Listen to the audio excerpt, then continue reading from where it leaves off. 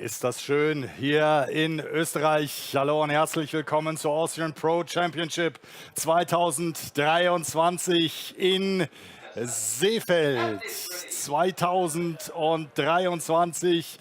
Es gab viel Regen in den vergangenen Wochen. Mittlerweile haben wir ganz viel Sonnenschein und die Pro Championship ist vor der Brust. Nochmal, jetzt persönlich, hallo und herzlich willkommen. Neben mir, und da freue ich mich sehr, der frisch gebackene Rookie-Champion 2023. T-Shirt ist noch nass, hatte kaum Zeit, sich auszuruhen. Lukas Wagesreiter, schön, dass du da bist. Danke, Guido, für die Einleitung. Freut mich natürlich riesig, heute Vormittag das Ding geholt zu haben, heute hier bei DAIR zu sein. Und ganz ehrlich, im Vormittag habe ich nicht so geschwitzt wie hier jetzt mit dir. Bist du nervös, ja, auf das, was da gleich abgehen wird? So, jetzt sind wir wieder da. Kurzer Bildausfall. Ich habe ehrlich gesagt gar keine Informationen. Ich höre kaum was, höre nur den Floaty auf der Bühne. Deshalb würde ich wahrscheinlich auch sagen, wir gehen direkt auch mal rüber wahrscheinlich zum Floaty, der gerade so ein bisschen Stimmung macht, auch für die Fans hier auf der Bühne, bevor es dann gleich losgeht. Seid bereit. Ich darf euch jetzt unsere Offiziellen vorstellen. Die sind ganz, ganz wichtig. STIHL Timbersports hat sich in den letzten Jahren extrem entwickelt und ist sehr hochtechnologisch geworden. Und so, das heißt, wir haben Videokameras überall. Wir hangen auf tausendstel Sekunden messen. Und das ist ganz, ganz wichtig, dass es hier jemanden gibt, der dafür sorgt, dass das auch alles so funktioniert, wie es sein soll. Und deshalb freue ich mich jetzt, unsere Judges hier auf der Bühne begrüßen zu dürfen. Ladies and Gentlemen, please welcome Mr. Bart Jansen.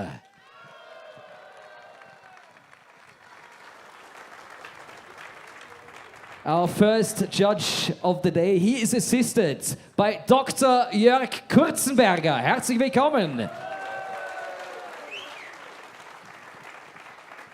Die haben sich den Applaus wirklich verdient, haben heute Vormittag schon bei den Rookies und auch beim Damenbewerb hier wirklich ganz, ganz viele sehr, sehr knappe Entscheidungen hier fällen müssen und haben das wirklich mit Bravour geleistet. Aber ich habe auch von Videos gesprochen und wir haben auch einen Video-Judge, den wir jetzt hoffentlich gleich zu sehen bekommen. Das ist STIHL Jansen.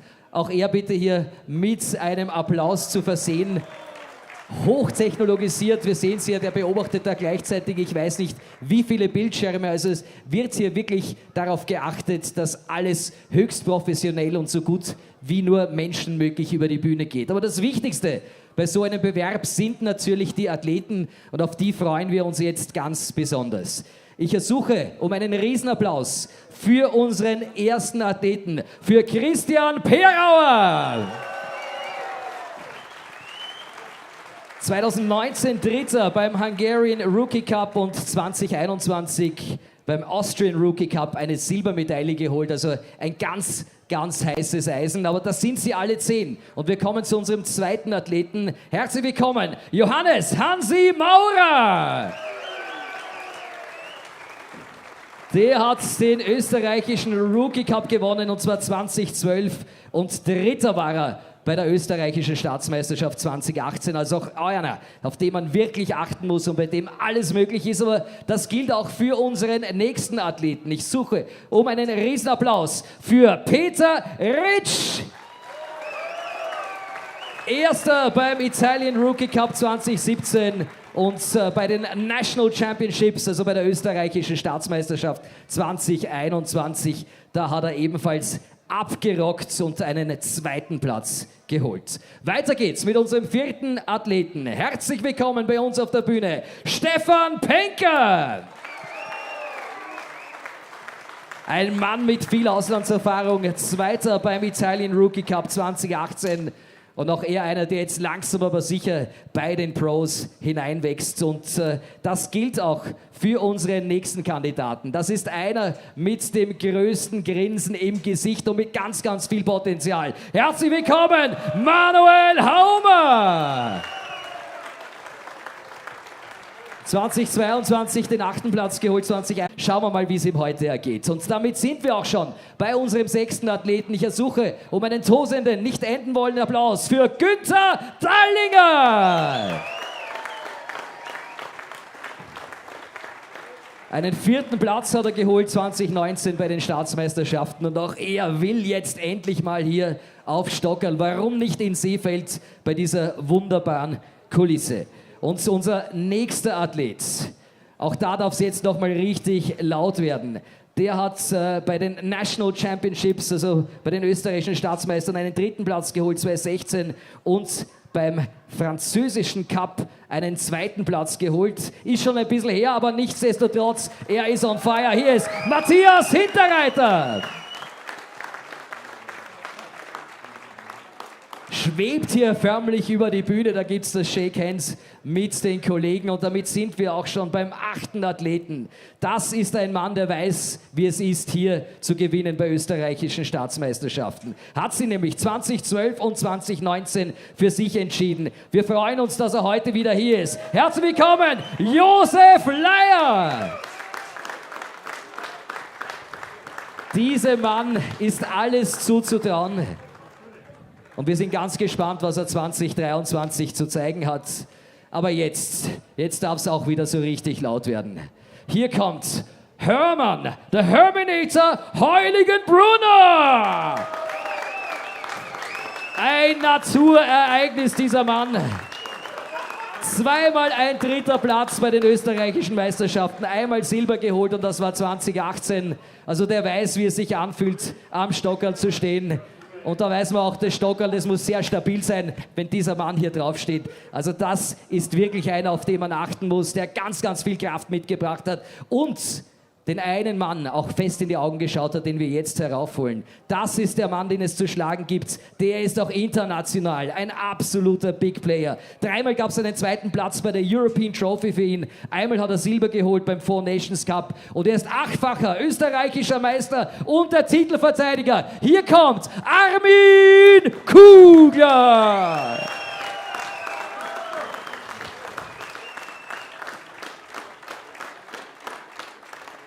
Das sind sie, unsere 10 Athleten, die hier bei den STIHL Timbersports Austrian Pro Championships um die Punkte kämpfen. Sie wollen österreichischer Staatsmeister werden und ich ersuche noch einmal um einen Riesenapplaus für unsere 10 Athleten und unsere Judges. Ladies and Gentlemen, let the games begin!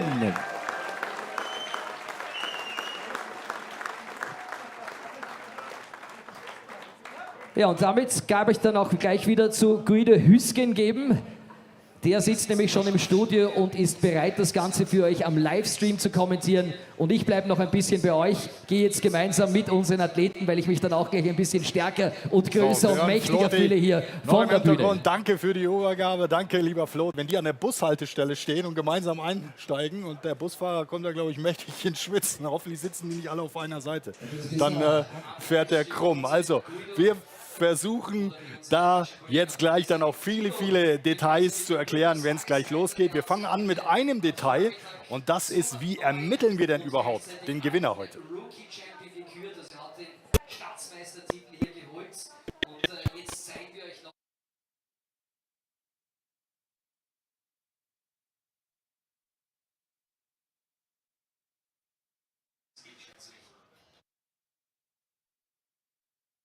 So, also da ist im Moment gibt es Tonschwierigkeiten, wir erklären es dann nochmal. Vielleicht kannst du das machen, du bist ja der große Experte.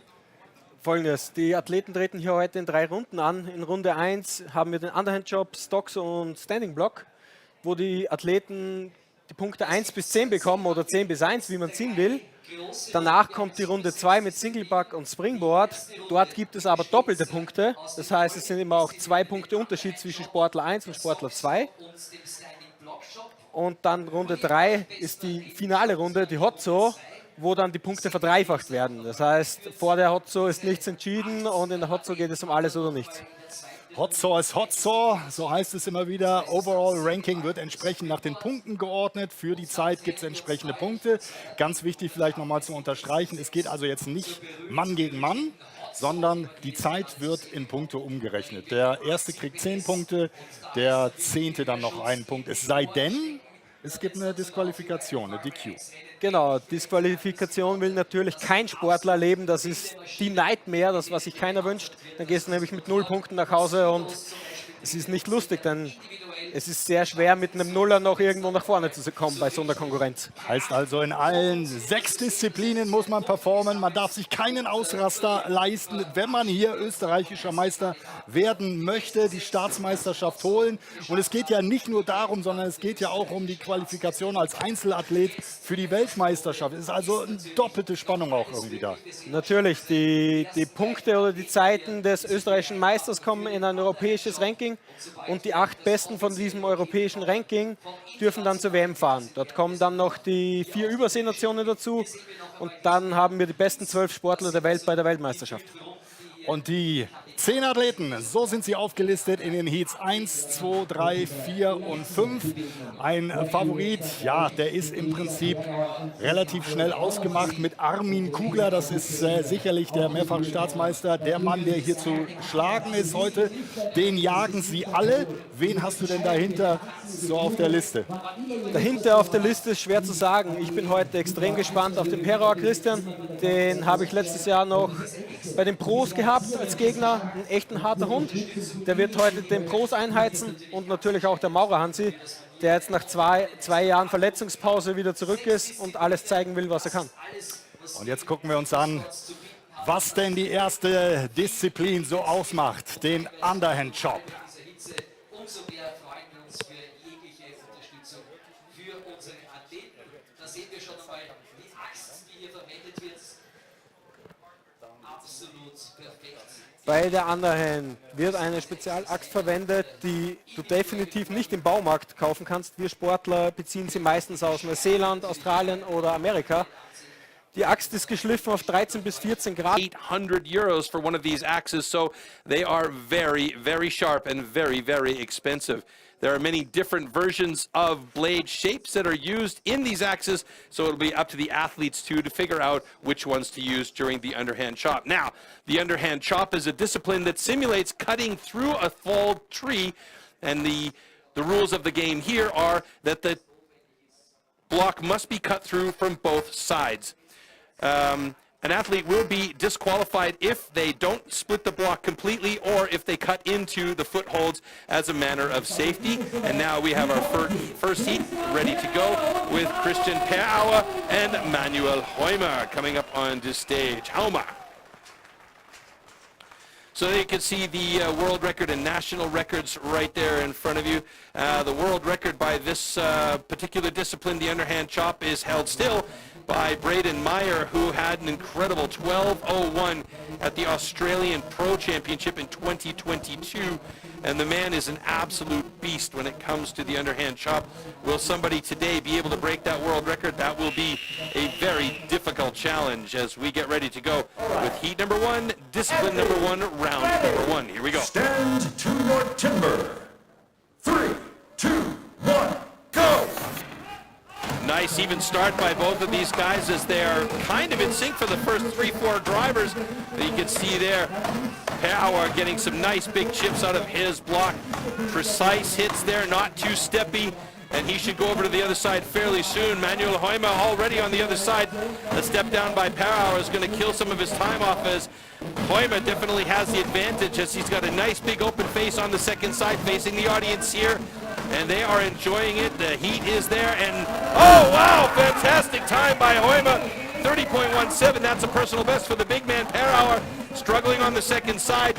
He's got some leftover material there, a little axe skip for him on that one as he tries his best to get through there, and he really has his work cut out for him. He didn't cut through deep enough on the first side, and now he's going to get through it with a nice swing through, and a 48.10 for the first timer in the Pro Championship here.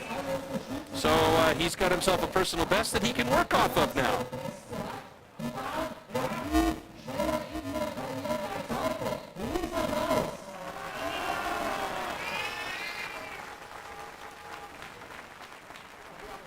So a great set of cuts by both of these guys, Manuel Heumer and Dr. Jürgen Kurzenberger gives us the thumbs up for both of them. Both cuts are good. So a quick cleanup there on stage to make some space for our next two athletes as we take a quick look back here. You can see here, those are the initial cuts on the first side from Perauer. A little little bit steppy. On the other hand, though, Hoyma's got some really nice clean faces, good chips coming out of there.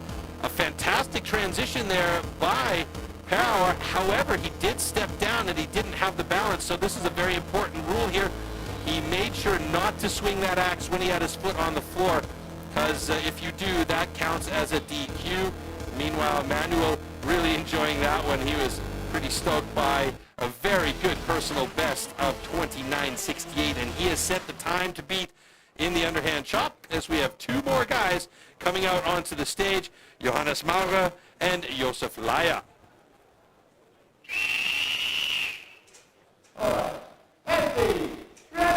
Stand to your timber.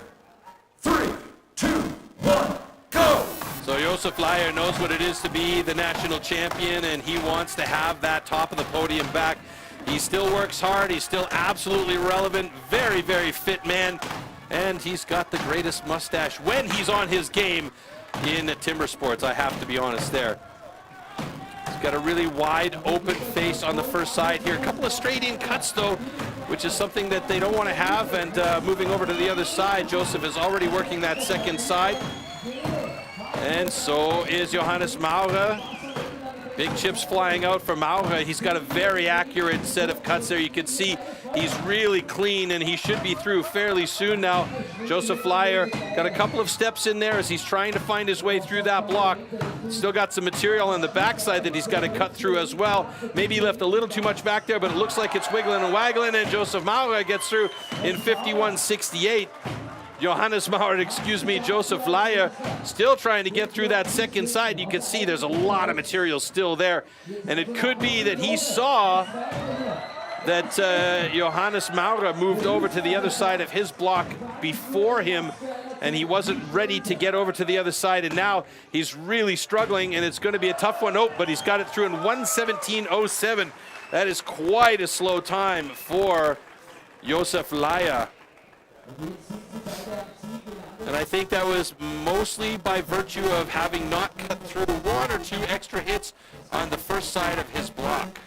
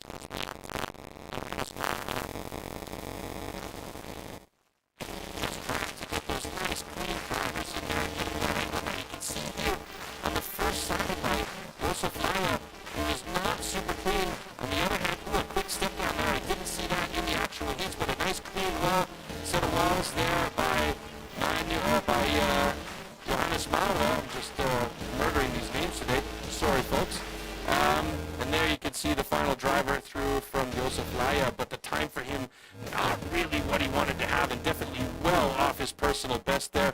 And you can see in the background the stage crew working madly to get the stage set up for the next set of heats, which are coming up, and we will see heat number 3 with Peter Rich and Hermann Heiligenbrunner, a couple of big hitters there, and heat number 4, Stefan Pinker against Matthias Hinterhalter.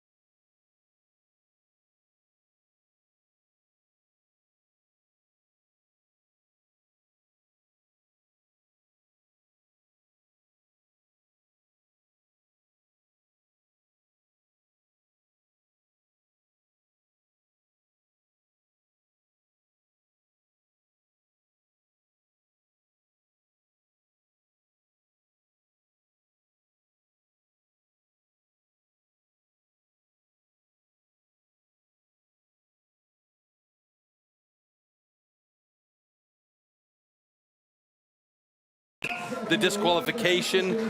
So unfortunately for Matthias Hinterreiter, that's a DQ. He will not receive any points.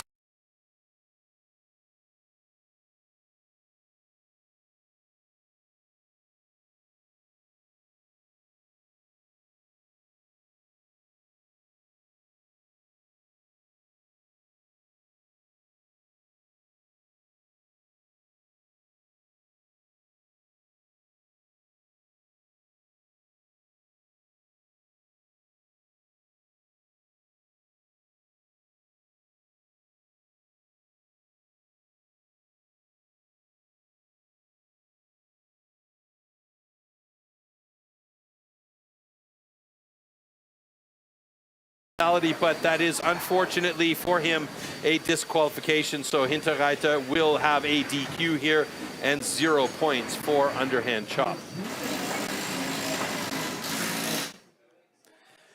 All right, so one more heat to go, and that is with Gunther Dahlinger and Armin Kugler. That means it's a quick transition for our guys on stage, and we will get back up there for one more heat here before we get the results from the underhand chop and move on to our next discipline, the stock saw.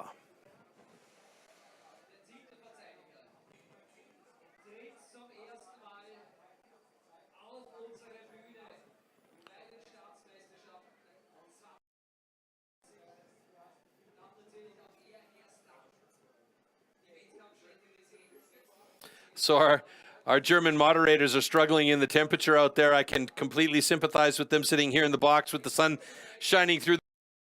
Easier inside or outside. It's a very warm day here in the beautiful Tyrolean Alps in Seefeld. Fantastic location for family and adventure, and there's tons of stuff to do here. But right now, we're concentrating on the next heat, and that is the underhand chop final heat here between Gunther Dahlinger and Armin Kugler. There you see, 4th place at the National Pros in 2019. Gunther Dahlinger, he's a big man. He's got plenty of power. But the question is, can he take down Armin Kugler? Armin Kugler's best time is 19 seconds 12. So 19:12 is a fantastic time, and he has been so consistent over the years, it's amazing. 3, 2, 1, go!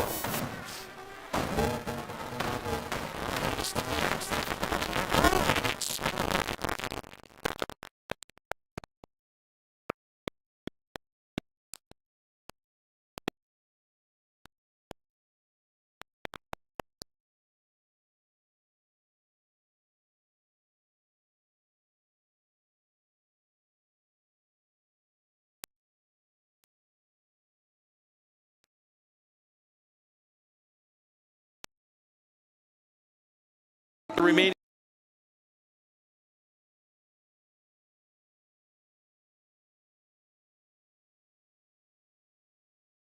and now finally breaks through in a 43-41.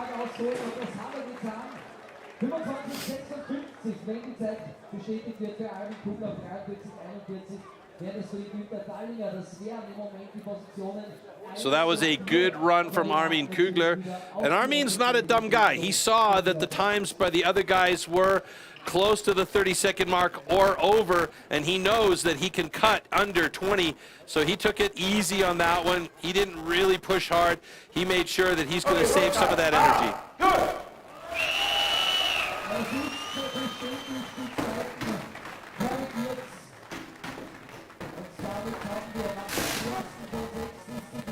All right, times are locked in for both of those guys. 25:21 is the fastest time of the day, and we'll take a look back at the slow-mos here for this last discipline and heat really quickly. Again, just a reminder, folks, the competition we're seeing on stage is not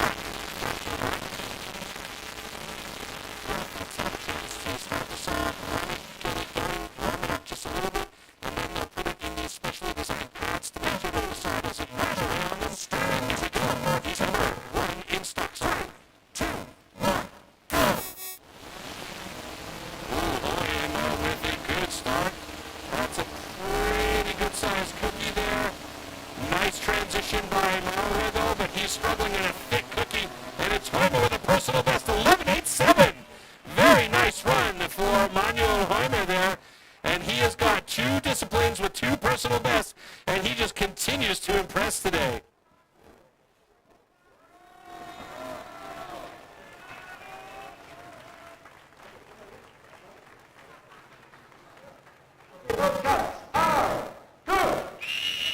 All right, both cuts are good. Johannes Maurer with a 14.66. I expected much more from him on that one. I've seen him cut very, very much quicker in the past, so he's probably a bit disappointed by that himself. That was a beautiful start by Manuel Heumer, though. He just got right up on that saw.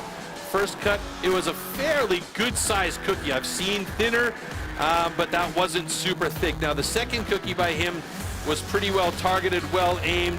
Johannes Maurer had a pretty fat second cookie there. We'll watch this one drop. He had to really struggle to get through there. And the rule of thumb is thin to win, because the thinner the cookie is, the less drag on the chain there is. However, you do risk a cutout with a thin cookie, and you can see here a little bit of a struggle on that big fat cookie for Johannes Maurer.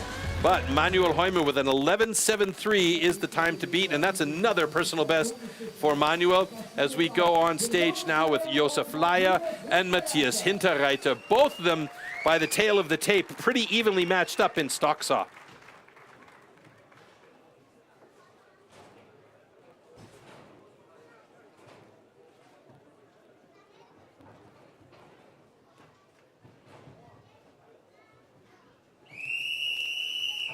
All right, warm up your saw.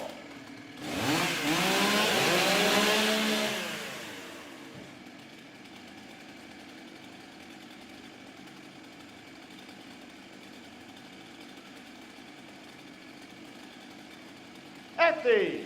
All right, here we go. Stand to your timber. Number 2, 3, Josef Laier, 2, Matthias 1, Hinterreiter. go. Good even start by both of these guys. I don't know if that's Laier or Hinterreiter, but that first cookie is massive. Oh, we got a cutout there by Hinterreiter, I believe, so he's got to cut a second cookie. Josef Laier, he's got a pretty thin bottom half of one of those cookies, so it could be close to a cutout. We'll have to see if Josef's cookies are both complete. It was good that Hinterreiter saw that cutout at the start of the upcut and repositioned the saw. He will have a complete cookie there, but it will mean that his time is slower than expected. Okay, both cuts are good. All right, official times locked in, 15.94 for Hinterreiter, 13.25 for Josef Laier. That puts him in second place behind Manuel Heumer in stock saw so far.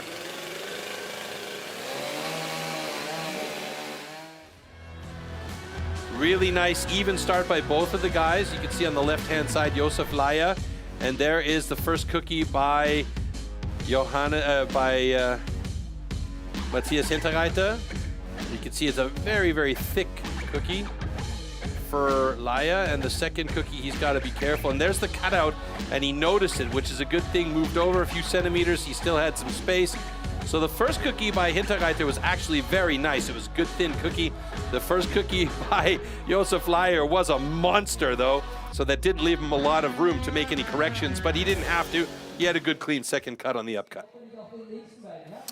All right, next up, Christian Perauer, our brand new pro. He'll have a best time no matter what, unless, of course, a DQ comes his way, which we hope nothing will happen of the sort. Don't want to jinx him either, though.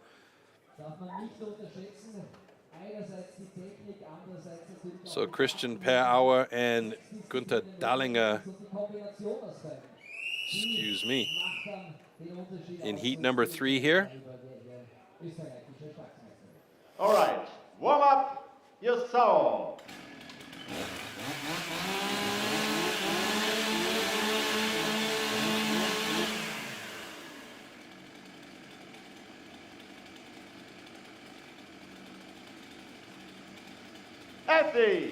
Ready. Stand to your timber. 3, 2, 1, go. Christian Perauer with a really low stance. Dallinger standing up a little bit higher. But Dallinger's cookie, that first cookie is beautifully thin. Wow, what a fantastic transition by Dallinger to get into that second cut. Leaning into it properly as he gets a 13.08. And Perauer with a 14.17 personal best.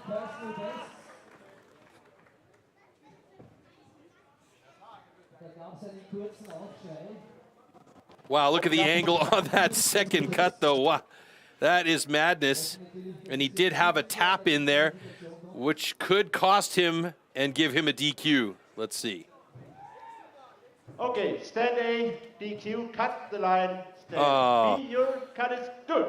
That is too bad. So that means Christian Power has a DQ because he cut the line. His transition was quick, but he jumped over in the transition a bit too far, realized it, but it was too late by that point because he had cut the line. And we'll take a look at this here. So the beginning was beautiful there for Gunther Dahlinger. That is just about the perfect first cookie. A quick pickup, got right into it, was very clean and fast on the first cut there. And watch this transition by him.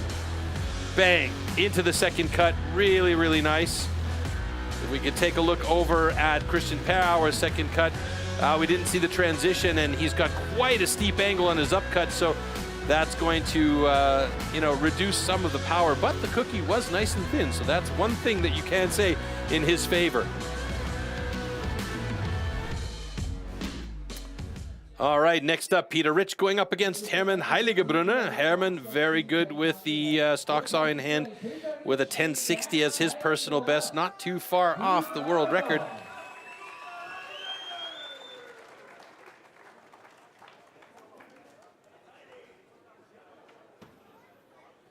That world record, by the way, still held by Ole Magnus Huljeberget from Norway at 8:51. Him and Heiligebrunner getting ready there. You can see those blue lines marked on the block. The outside line, the closest one to the metal stand that's holding the block in place, is the inside marker for how far they can go in. If they cut that line or cut over the line, that is their DQ. And you can see right there, Peter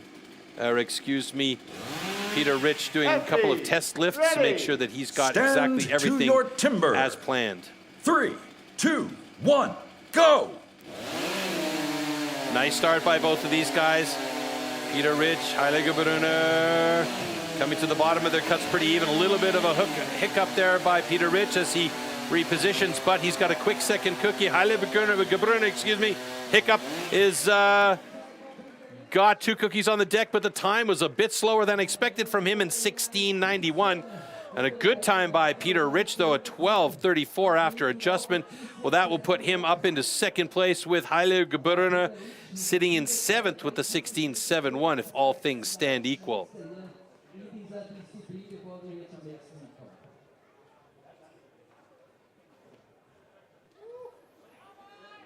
Okay, both cuts are good.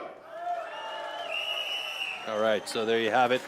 Official times locked in. Peter Rich with a great time, second place for him in the discipline, just behind Manuel Heumer, who still holds the top time with one more heat to go. Heat number 5 between Stefan Penke and Armin Kugler. It was a really, really nice start by Peter Rich, though. And you could see he kept the saw in position, the motor of the saw, but just moved the blade through nice and clean. Perhaps here a little bit too much pressure by Heiligebrunner. Transition was really nice, although a little bit close to the line by Peter Rich. Luckily, he didn't go over the line, as we saw, because we do have both cuts are good mark. And there you can see the angle on Heiligebrunner's second cut. So this really is about your timing, the feel for the saw, and your precision with the saw as well. Okay, last heat in stock saw, heat number 5. And there you see the world record, the national record, 10:33. Held by that man on the right-hand side of your screen, Armin Kugler, going up against Stefan Penke, and 11:09 personal best for him. So he's not far off the mark either.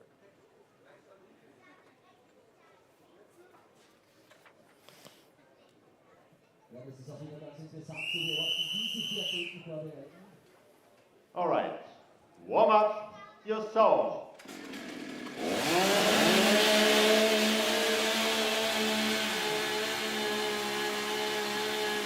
Armin Kugler not messing around. It's very much about routine for him, making sure everything exactly where he needs it to be as we get ready to go for the final heat in stock saw. Stand to your timber. 3, 2, 1, go! Bit of a quicker start by Penke, who's got a nice cookie to start things off with. Bit of an angle on Kugler's cookie there, but Kugler's transition is fantastic. Penke fighting through that upcut. Kugler and Penker are going to come through almost at the same time. Look at that, 12.99 to 13.03. That was about as even as it gets, folks. Great heat between these two guys. 2 cookies on the deck for both of them, and it looks like we are clean across the board.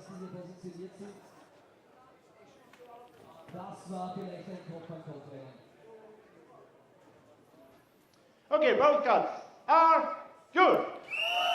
All right, so Stefan Penker with a very nice 12.81 sits in 3rd place. Armin Kugler, surprisingly enough, is down in 5th place here. And Manuel Heume has had himself a day with 2 personal bests and a fantastic position in the underhand chop, and now the top of the board in the stock saw. We'll take a look at these slow-mos, go to the results from stock saw, and see how that affects the overall. That was a beautiful first cookie there by Stefan Penker, by the way. It was very, very thin. Second cookie was slightly bigger, and there was the second cookie from Armin Kugler. A bit of a bigger cookie there, but you know what? He'll take it, and he's got some points on the board. He doesn't look too bent out of shape about the situation. He's been around the block enough times to know where he stands. All right, stock saw results. There you have it. Manuel Heume with that personal best, and that's a good start to the day for him. Hopefully he can keep that flow going. Peter Rich in 2nd place, Stefan Penker in 3rd, Gunther Dallinger 4th. Rounding out the top 5 is the reigning Austrian champion Armin Kugler. Let's see how it looks overall. Manuel Heume, after 2 disciplines, is in the lead in the overall standings, just 3 points ahead of Armin Kugler. Gunther Dallinger 2 points back of Armin Kugler with 18, tied with Stefan Penker, who is sitting in 4th place, and Gunther Dallinger, Armin Kugler, Stefan Penker is down there in 4th place, and 5th place is Peter Rich with 16 points. So still plenty of time and all to play for, as they say, as we are going to move on to the next discipline, the standing block chop.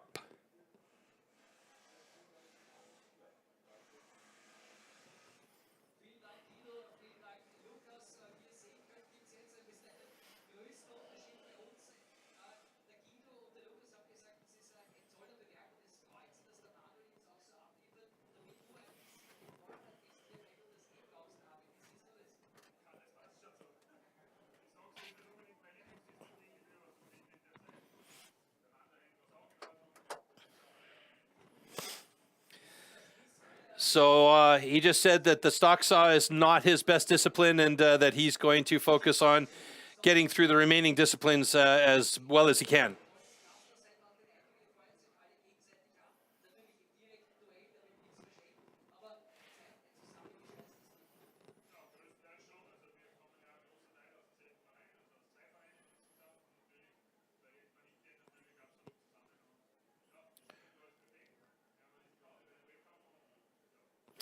So most of the guys that are competing here are coming from one of 2 clubs, and they all hang together, train together. So it's all about just being together and training together and improving together. So it's good. So he's going to give it his all for the rest of the competition here today. So Armin Kugler currently sitting in 5th place in the overall standings. I lied to you. He's in 2nd place in the overall standings as we go on to our next discipline and the discipline description standing block chop.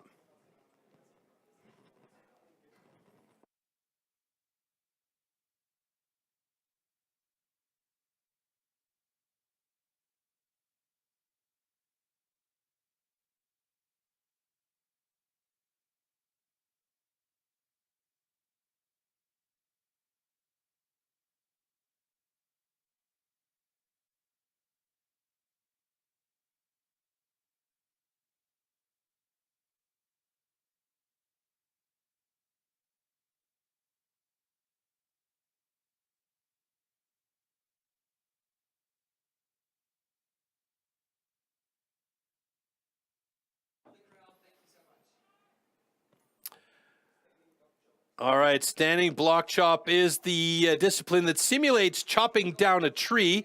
And again, the athletes have to cut through the block from both sides. So you'll see them cut through on the first side and transition to the second side. Important here is to keep a good control of your axe and try and cut through as cleanly as possible in the fastest time possible. All right, so here we have our standing block chop heat list. Christian Per-Auer, Manuel Heumer, heat 1. Josef Maurer, Peter Rich, heat 2. Stefan Penker, Josef Leier, heat 3. Heiliger Hinterreiter, heat 4. And Dahlinger Kugler in heat number 5. Personal best for Manuel Heumer, 45.82. And the way things have been going for him today, could we have another personal best? I'm crossing my fingers for him. He's been looking fantastic today. And Christian Per-Auer, no matter what, will take home a personal best, getting through that block as quickly as possible. And you can also see the nails at the top of the block wrapped around the top side. They are there in order to prevent a major chipping or slabbing, and that keeps it fair so that not a ton of material comes out of the first couple of hits to make it easier for the athletes who did slab out something there. And you can see Manuel Heumer getting ready and positioning himself for the first set of cuts. Stand to your timber. 3, 2, 1, go! 2 drivers from the bottom, 2 into the top, and they'll start going to try and get the big chips out.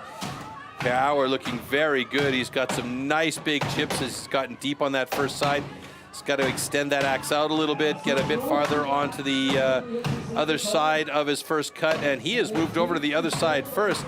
Manuel Heumer now passing the 25-second mark as Per-Auer is working the second side of his block, and as per his diagram, he's keeping it pretty clean and pretty tight. Heumer going deep on the first side, or maybe not as deep as he should have, and a little bit of steps there by Per-Auer as he is almost through on the second side. 5 or 6 more drivers should do it for him, but both of these guys have left quite a lot of material through on that first side. But Per-Auer with a 47.08 personal best, and Manuel Heumer struggling on that second side, so we will not see a PB in this one as he is trying to get through there and didn't go as deep as probably he should have on that first side, and he's trying to find that line through to get it done and dusted, gets a bit more material out of the way. We should be through in a couple more drivers, and here we go. This is going to do it for him. 1:14.86, and he is disappointed by that time because he absolutely knows he can do better than that.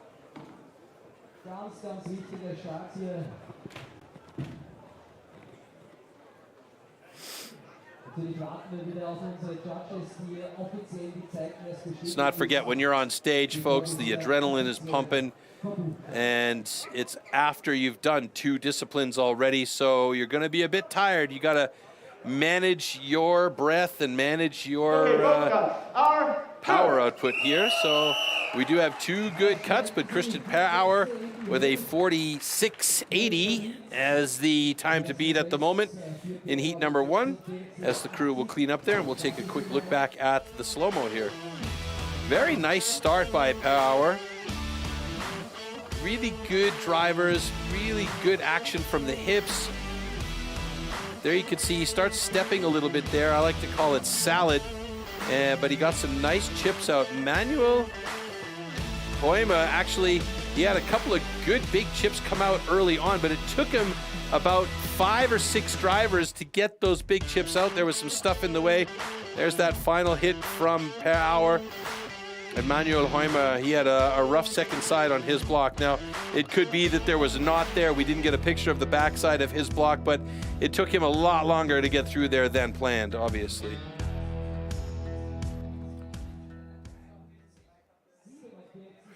All right, standing block heat number 2, Johannes Maurer up against Peter Rich.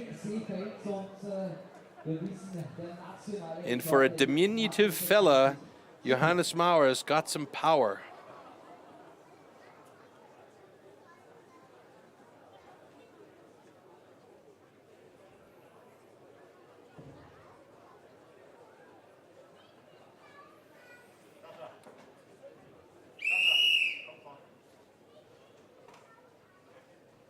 All right. Athletes, ready. Stand to your timber.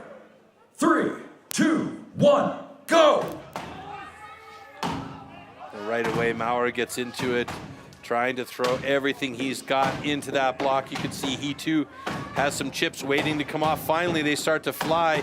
Peter Rich, meanwhile, has got some good accuracy there as he's getting some nice chips out, and we have some of our signage falling down over there. A little bit of wind picking up. Johannes Maurer moving on to the second side of his block. Peter Rich now moving over to the second side, about 6 drivers back of Johannes, as Johannes is passing the 35-second mark on the second side here. Peter Rich getting into it. Maurer just powering through as much as he can. He sees it, but it's not quite there yet. And I guess he felt like he could get to the other side sooner. It's wiggling and waggling, and there it goes finally in 51.73 by Johannes Maurer. Peter Rich almost there with his as well, and he takes it with him for a spin. 57.64 for Peter Rich.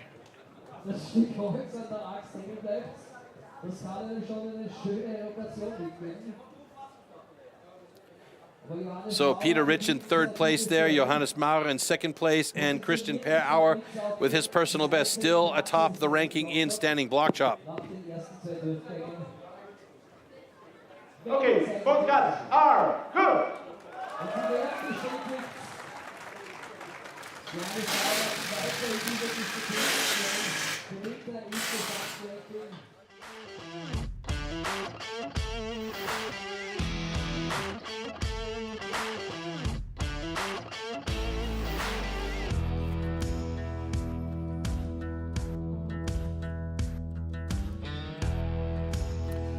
You can see the intensity on both of these guys as they're really going hard at this standing block chop. There you see Johannes moving over to the other side of his block. And Peter Rich took him a little bit longer to get to the other side of his block, but he wasn't that much slower than Johannes. 51.54 for Johannes after adjustment, and Peter Rich with a 57.25 as he took the top part of his block for a ride. All right, now it seems like we're going to head over to Floaty again for another interview. Don't know who with this time. We'll be informed about that, or maybe it'll just be a surprise for us. Who knows? Let's find out.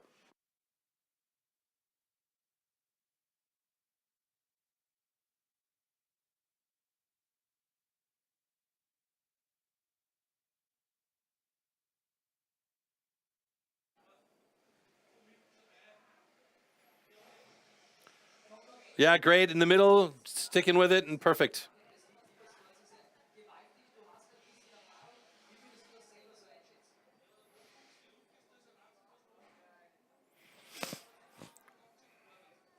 So he says the rookies, it's crazy what kind of talent's coming through, so that's pushing the pros.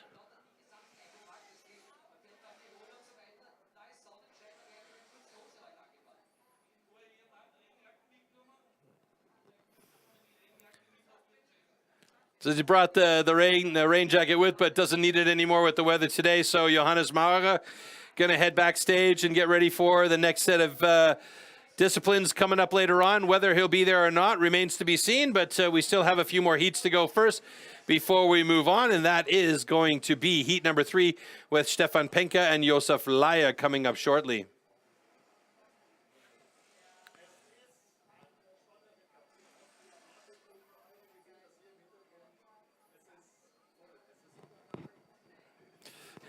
The guys are dealing with that heat out there. I sympathize, been there before.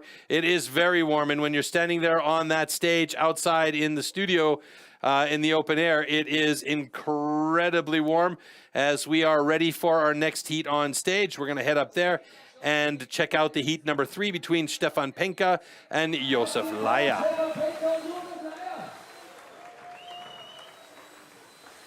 And Josef loves beef, clearly.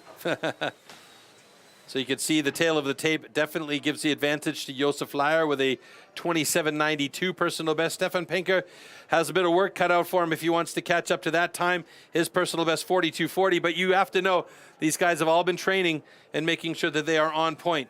But because wood is a natural product, you never know how it's going to react. So sometimes you might get a piece that's not cutting as well as you would like, or, you know, sometimes you get, as Jolanda Gnadinger likes to call it, a melon that you can just cut through quickly.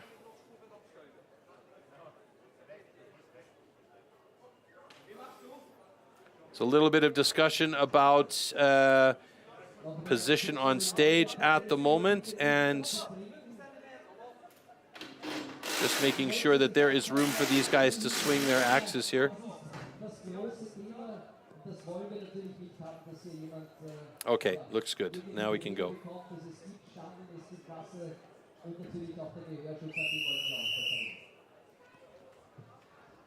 All right.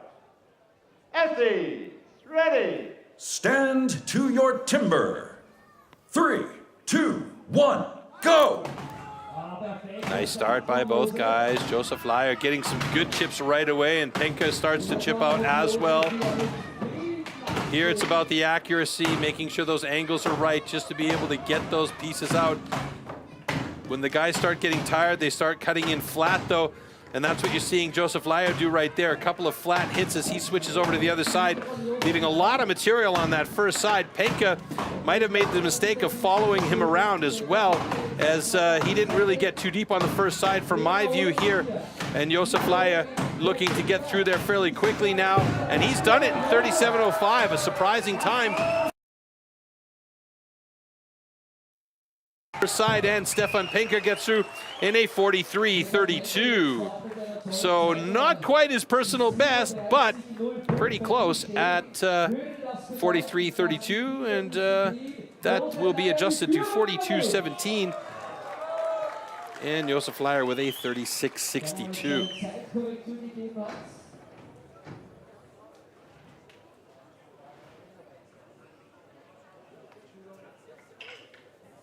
Okay, both guys are good. So Josef Lyer with the 36.62 will take over the top spots in the standing block chop. Good time for him. Stefan Penka with a 43.17 has the second place. Both of these guys, actually, I would say pushing each other on stage. For me, Stefan Penka and Josef, not exactly evenly matched up there. That could have been an ugly slip up or the accident. It happened actually again afterwards by Josef. You could see that axe just dinged off the block there. You could see those bottom cuts are really nice from Stefan Penka.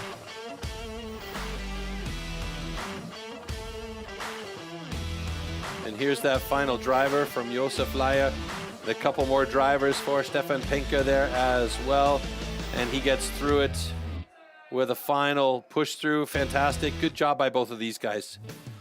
All right, Hermann Heiligebrunner and Matthias Hinterreiter coming up onto stage here.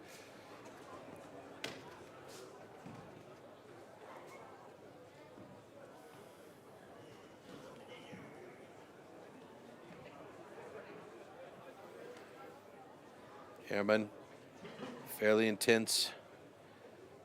Hinterreiter, All right. looking a bit nervous in this one here. Ready.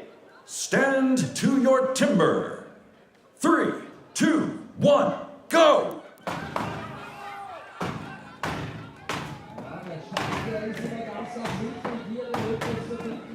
There you see Hermann Heiligebrunner, big power drivers. Matthias Hinterreiter, a couple of flat cuts there.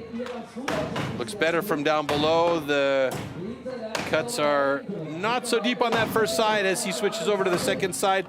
Heiligebrunner over to the other side, about 3 strokes behind Hinterreiter now. Bit of a high hit there by Heiligebrunner as he gets back into his marked spots. Hinterreiter looking good to get through there fairly soon, and he does in 41.03. Hermann just passing the 49-second mark here as he's batting some material out of the way. He's got it a little bit of trouble on that second side here. And there you go, 101.76 for Hermann Heiligebrunner.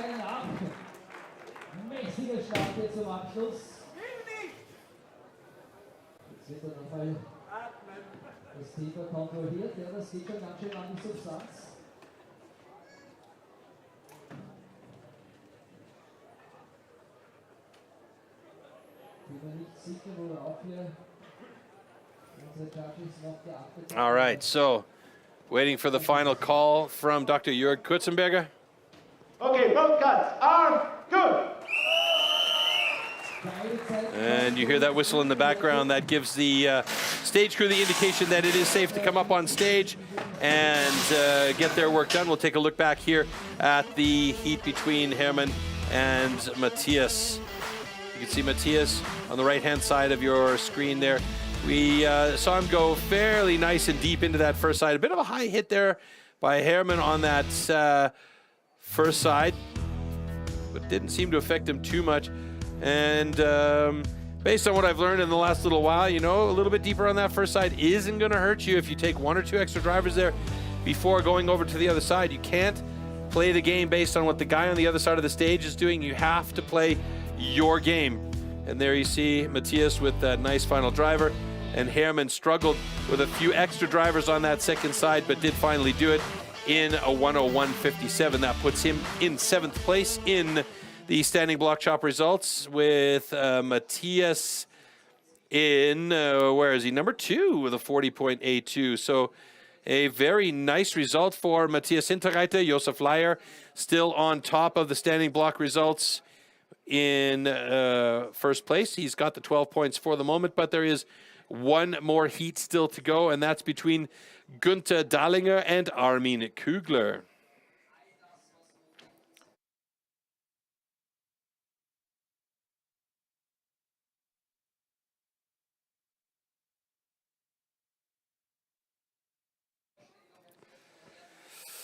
So bottom right-hand side of your screen, you can see the live ranking, and that's the overall, by the way. Stefan Penker atop the live overall rankings here, with Manuel Heumer and Josef Leier in the top 3.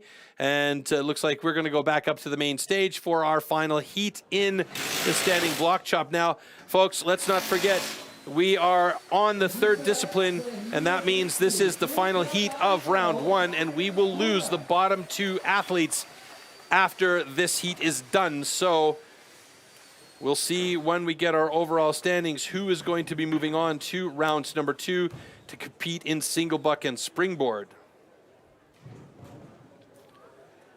And there we see Günther Dahlinger and Armin Kugler on stage. Günther Dahlinger focused. Armin Kugler looks like he's got a banana blade there, or a half banana perhaps. All right. See by that moon shape on the edge of the blade. Stand to your Each timber. athlete has to decide which 3, blade shape is 2, best for them, and they 1, often come with go. 8 different axes. So here we go. Armin Kugler right away. He's got pace. Günther Dahlinger right there with him, though. Pace means that he is driving that axe more with a little bit less power. There you see Armin on that second side. Not quite at 20 seconds, as both these guys looking really good, but it should be a quick piece of work for Armin Kugler as he's struggling on that last one. Does it 26.91, the first guy under 30 seconds, and Günther Dahlinger just over 30 seconds at 33.7. So they will take the first 2 positions respectively in the standing block chop, with Armin Kugler atop the standing rankings. Günther Dahlinger, then Josef Leier, 1, 2, and 3.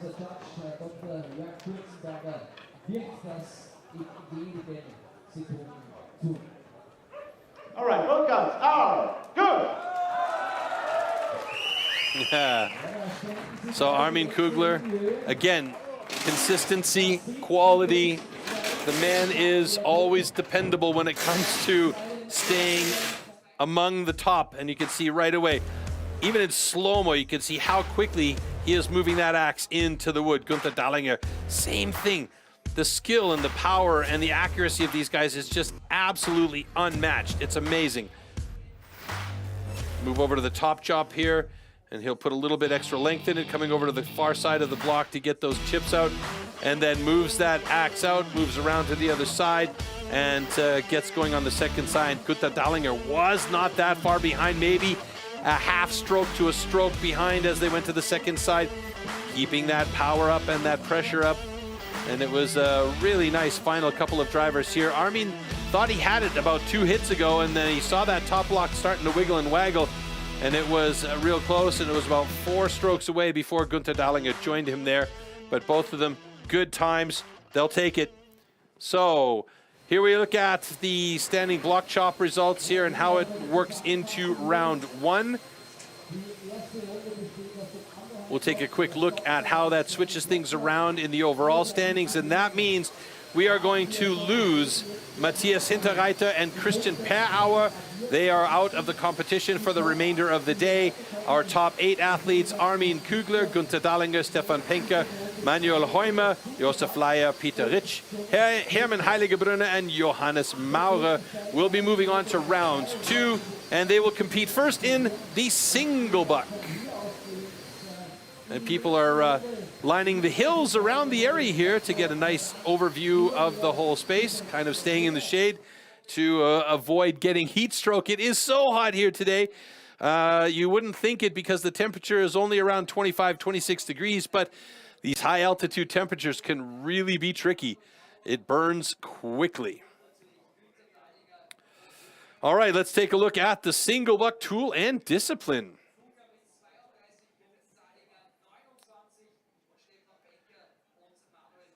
So the single buck saw is a 2-meter long cross-cut saw with 10-centimeter long cutting and raking teeth. These are incredibly precise. They're laser cut and sharpened by hand, and that means when used correctly. It's otherwise known as the misery whip, and the athlete will have to cut through a block with one cookie, and any breakage of the cookie will result in a disqualification if the cookie is not complete on the deck. More on that if the situation arises. And you can see here, the best in the world will have that thing flowing nice and clean. And in this particular picture with Alrin Üben, she was with assistance, but the majority of these athletes will be cutting without assistance. So there we see 4 heats with Johannes Maurer, Hermann Heiligebrunner, and then we have Peter Ritsch going up against Josef Leier, Manuel Heumer, Stefan Penker, Gunther Dallinger, and Armin Kugler. Armin Kugler, very, very strong in this discipline.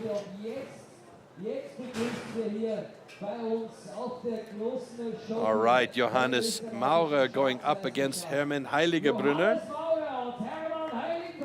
And that is a very nice time by Hermann Heiligebrunner, 17:27. He's not that far off of the national best, so there is a possibility for him to do some damage today using his size and his height and his power. But it's not just about jamming that saw into the wood. You have to keep the flow going. You have to keep the saw moving. And when that saw stops mid-cut, having to restart it can sometimes be a real wrestling match, and that is one of the reasons why they call this the misery whip. You push too hard, hook it up, the whole saw can bend and bow, and you might as well get out a violin bow and start playing it at that point. There you can see right-hand side of your stage, Hermann Heiligebrunner. Johannes Maurer, quick setup, and I can't tell if Johannes has spike shoes on or not, but I know that Hermann definitely using the spike shoes, shot put shoes more often than not. Stand Here we go. to your timber. Round 2, first discipline of round 2, single buck, and we're off. Go!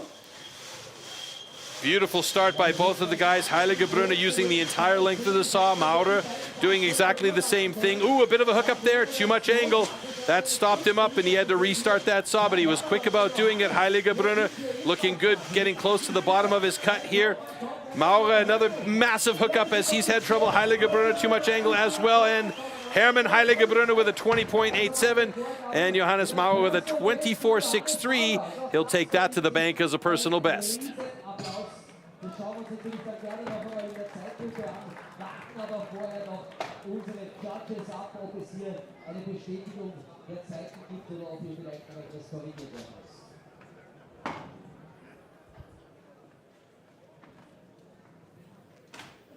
And now you can see one of the reasons why they call it the misery whip, and hopefully we'll see that in the slow-mos. But both cuts are good, with Johannes Maurer taking a personal best home, and that'll give him a place to work from for the future. And we'll take a look back at the replays here. So both of these guys with a really excellent start. Heiligebrunner really getting that entire saw working early on. And that's what you like to see, digging that elbow in, stabilizing the saw, really pushing through, blowing out with each push through. And there, misery whip action right there.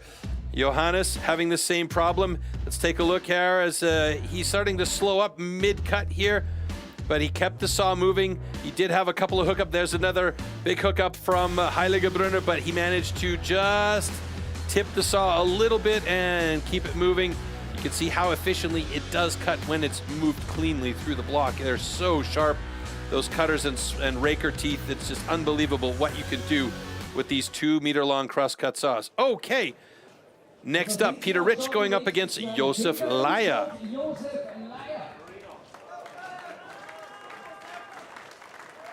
Personal Best von Josef sensationelle 16,90 und Peter Ritsch nur ganz knapp über der 20, nämlich mit 21,33.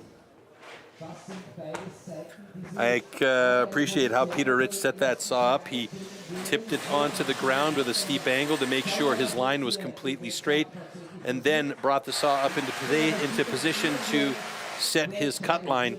That's an important aspect here, because if the saw is cutting at an angle, or if it's not straight into the block, then you're cutting more material, and that's something you don't want to do. You want to have the most efficient cut possible. Josef Laya has his saw set. Now we'll see him lift the saw out of place. You might see from time to time the athletes stick the saw in upside down and do a couple of strokes. That has a double effect. One is to clean out that ridge, and the other is to just have a couple of practice strokes in there to see how it feels. Stand to your timber. 3, 2, 1, go! Oh, Peter Rich with a massive hookup right off the start there. That can also be a bit of a brain strain. Josef Laya looking really good. Oh, I spoke too soon. I jinxed the poor man. He's looking good, though, as he comes towards the bottom of his cut using the entire length of the saw. Peter Rich a bit choppier on his cut, but he'll take that 20.98 personal best. Josef Laya with a 21.36. So Hermann Heiligebrunner so far today is the fastest of our single sawyers.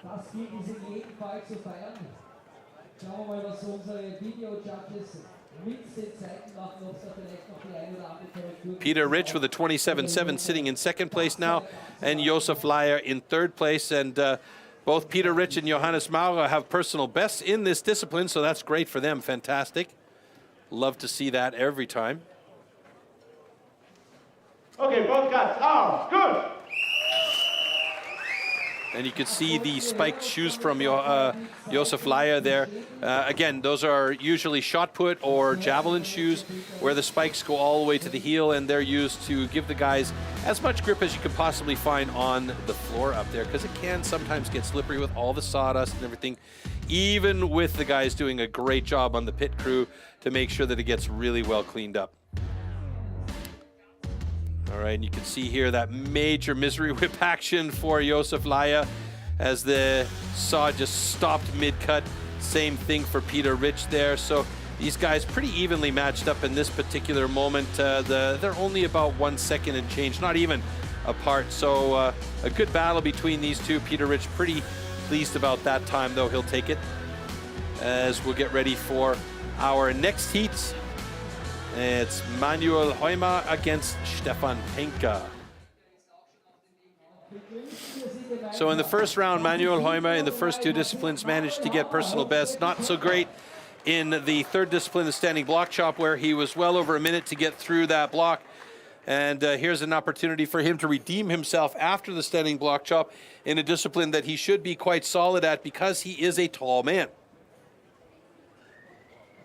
So you can see every effort is made to get the alignment perfect and make sure that it is completely straight as they start to set the first position of the saw. And you can see, just with a couple of small strokes, how quickly that saw gets into the wood there.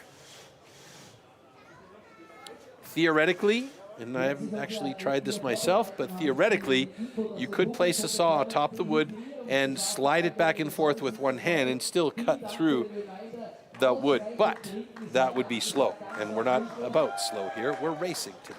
So we want to make sure that you get through it as quickly as possible.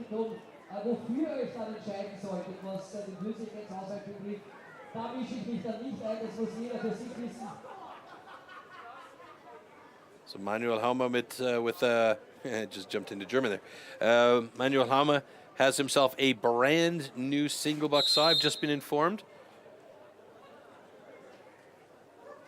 All right. Andy, ready. Stand to your timber. 3, 2, 1, go! Very nice start by Manuel and Penka, both of them getting in there clean. Manuel Haume with a very good flow though. Stefan Penka looking good. Fighting it a little bit though. Manuel Haume's got a very smooth style as he's coming towards the bottom of that cut, and I think that's going to be a personal best. It is. That's a good run for Manuel Haume, 17.63 for him. A personal best, a bit of a sticky finish for Stefan Penka at 24.08. Just had a sticky wicket at the bottom of his cut, but it's a clean cookie by the looks of it. And that new saw for Manuel Haume is performing very nicely.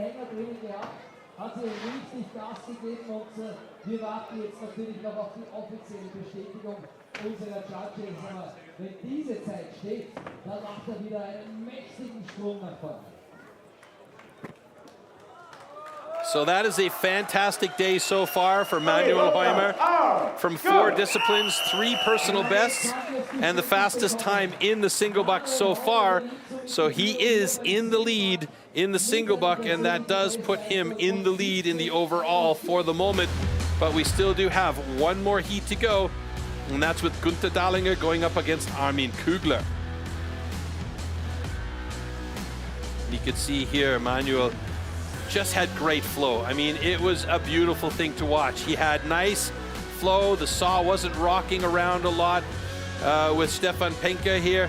You did see a little bit of rocking motion, and that's something that you want to try and avoid. I learned the hard way that way.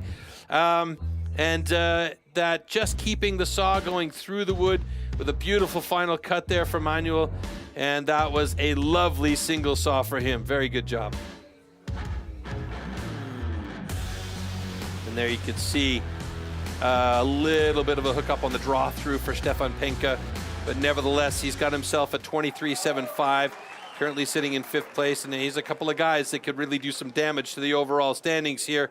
Armin Kugler, Günther Dahlinger, both of them well under 20 seconds in their single saw best times.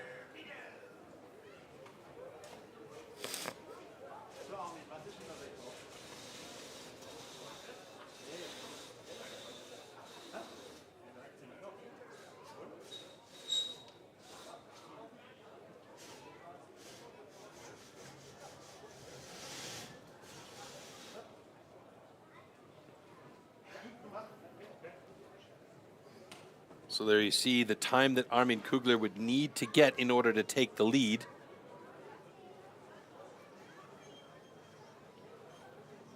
It wouldn't be the fastest time of the day. It would put him in 5th place, actually, but it would still be enough for him to take over the top spot, which should be an easy, as my son would say, easy clap for a man with as much experience and skill that he has.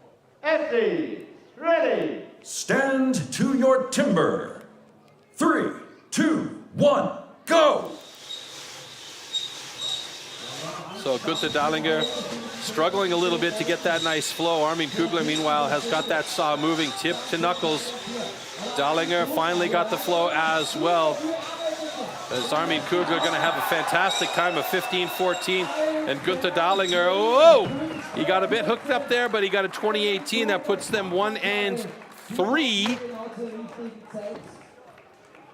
So Armin Kugler in 1st place, Günther Dahlinger in 3rd place, Manuel Haume moves down into 2nd place, and that means Armin Kugler takes over the top spot in the overall with Günther Dahlinger right behind him in 2nd place, and Manuel Haume rounding out the top 3 in 3rd place. All right, that's all she wrote for single buck. And we will be moving on to our next discipline. So we are going to take a quick look at the slow-mos here from these two guys.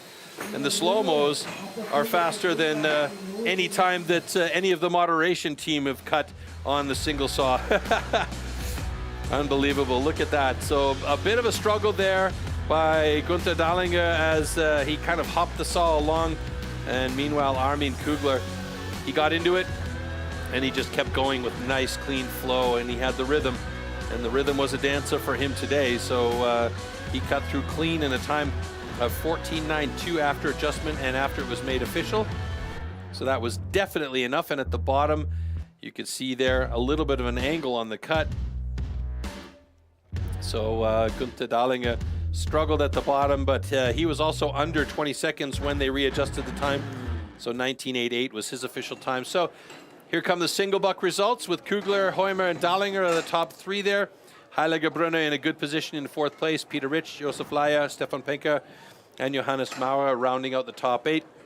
And let's take a look at the overall. There you go, Kugler, Dahlinger, Heumer. Then Penker, Rich, Heiligerbrunner, Laya, and Maurer in 1 through 8th position. So now it comes down to the discipline that is going to be a deciding factor for a lot of these guys, and that is the springboard with 2 boards. Now, you could see in the background these tall tree sections being placed onto the stage, and those are the springboard stands, they call them. And atop those stands will be placed a block where essentially the person is doing a standing block chop cut at the top of the board 2 meters up in the air. So it's an unbelievably tense discipline. And we're going to go for a quick interview here now with Günther Dahlinger.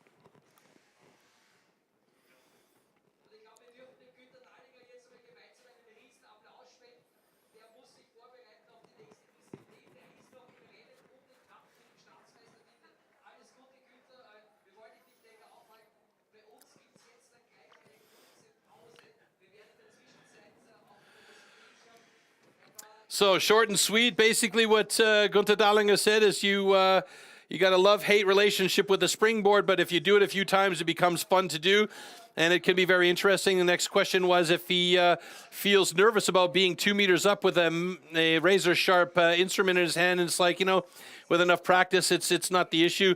It's just about being confident and being up there, and he's still in the running here, currently sitting in second place, so there is a chance for him to be up on top of the ranking with a good time in the springboard. So the springboard is going to be a deciding factor for a lot of these guys. The big question is, will any of them be able to make it in under a minute?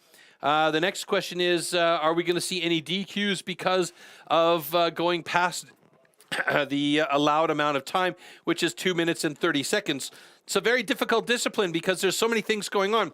You have to be quick and accurate with your setting of the pockets, which we'll explain as the guys get into it. And I do believe we'll also have the discipline explanation here shortly, where we'll give you a little bit of a lowdown on that as well. And you can see in the background, the athletes are responsible for setting their own blocks atop the stands. So this is a thing that these athletes have to do, because there are some personal touches for these blocks atop the stands that need to be taken care of by the athletes, depending on where they're going to put their boards in and how they're going to chop when they're at the top, because the stand itself has a larger diameter than the block that they're actually chopping. All right, so we talked a little bit about the European rankings off the top of the show, and we'll give you a bit of an explanation about how this works, because the top 8 athletes in the European rankings will be qualified to go to the World Championships in November. And we can see there, it's not yet decided whether or not an Austrian athlete will be in there. Now, Alessandro Ciapponi and Gavin Thompson are in positions 9 and 10. Bjorn Sonsteby is in a risky position right now, because it's based on the fastest times by each of the athletes in the various disciplines throughout the season. So you see underhand chop, standing or stock saw, standing block chop, single buck, springboard, and hot saw, and the amount of points that are accumulated throughout the seasons based on times. So right now, Bjorn Sonsteby is in the bubble position and could be pushed down by the winner of today's event here, but it's not guaranteed because it's about the times. Armin Kugler hasn't missed a World Championship in the last 5 years, though, so the reality is Armin Kugler will probably be in the mix, and that means Bjorn Sonsteby will be out of the running to come to the World Championships.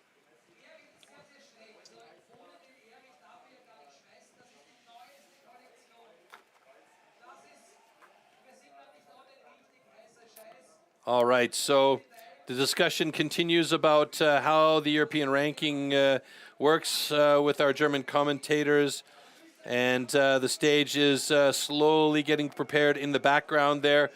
I'm going to break out my yo-yo and go and do some shows for the people outside while things are prepared. In the meantime, maybe we can look into, or not quite sure if that's going to happen sooner or later, but take a look at the discipline of springboard and what it's all about.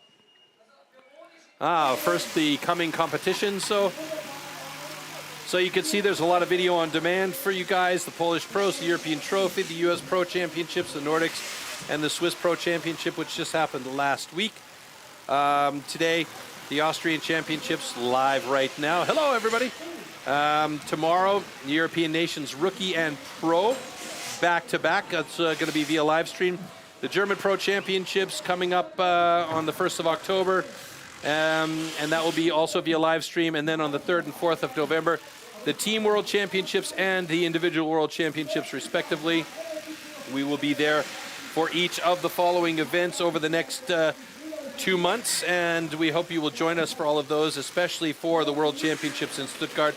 It is going to be a gong show. The vibe and the excitement and the atmosphere is always one to enjoy and appreciate, and you will never really understand how crazy it is that that atmosphere at those events until you've actually lived it yourself.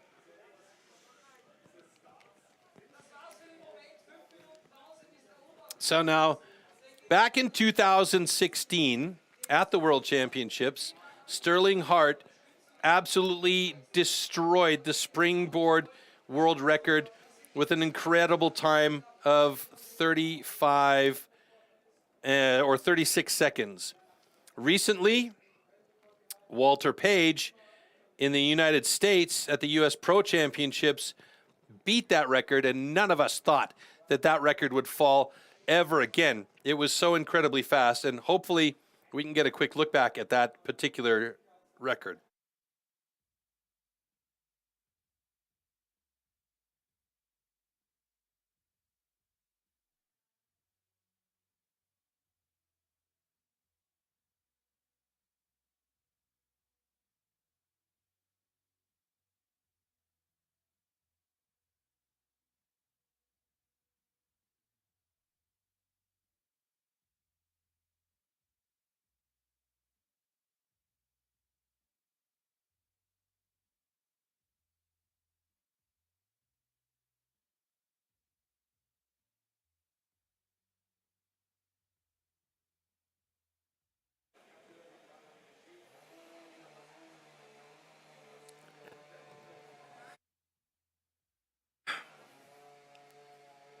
All right, so here we see Walter Page on the right-hand side of your screen setting up for the springboard, and he's got a 4-hit pocket right there.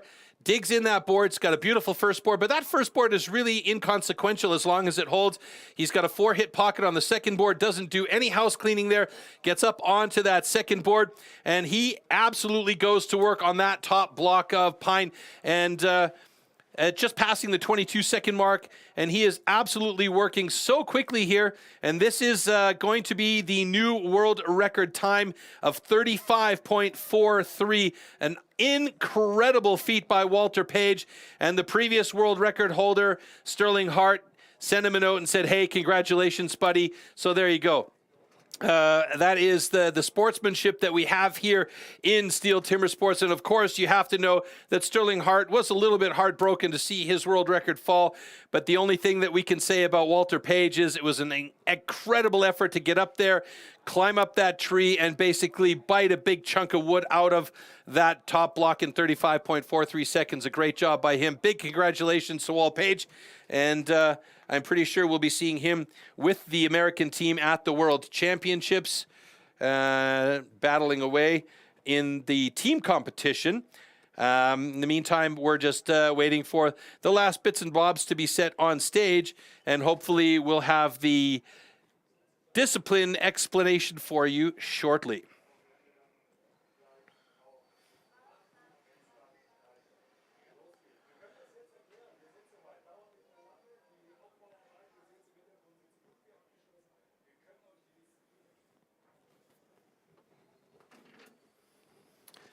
So, springboard, it is basically the setup of getting up onto a tree over top of limbs to cut the tree from on top. So what the athletes have to do is set a pocket and put in the springboard, and then get up onto the second springboard and cut through the top block from both sides. And the fastest time, obviously, will get the best score. And there you can see our stage is set up for the springboard, and our first athletes will be ready to go shortly here as we take a quick look back there at the lineup of rookies that were competing earlier on today.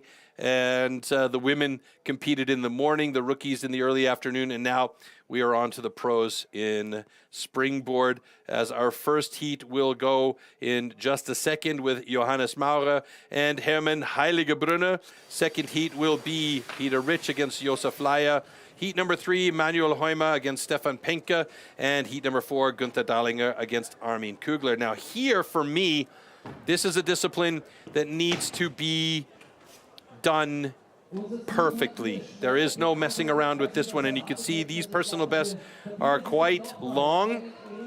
2:30 is the time limit for these guys to get it done.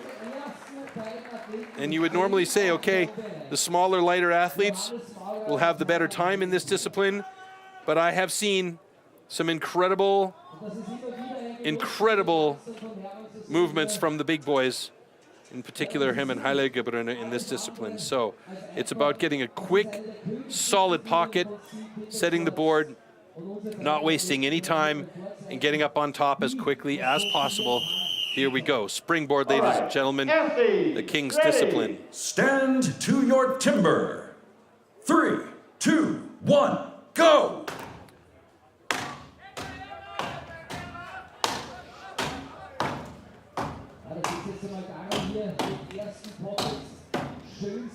That's an 8-hit pocket there for Heiligebrunner. Johannes Maurer still working on the pocket. Heiligebrunner, he's got his board in. It's taken a bit of a bite there, but it looks to be sagging some. He's not going to worry too much about that first board. He wants to make sure that he gets that second board in good position. Johannes Maurer now up on his board to set that second pocket. Heiligebrunner still working on his second pocket.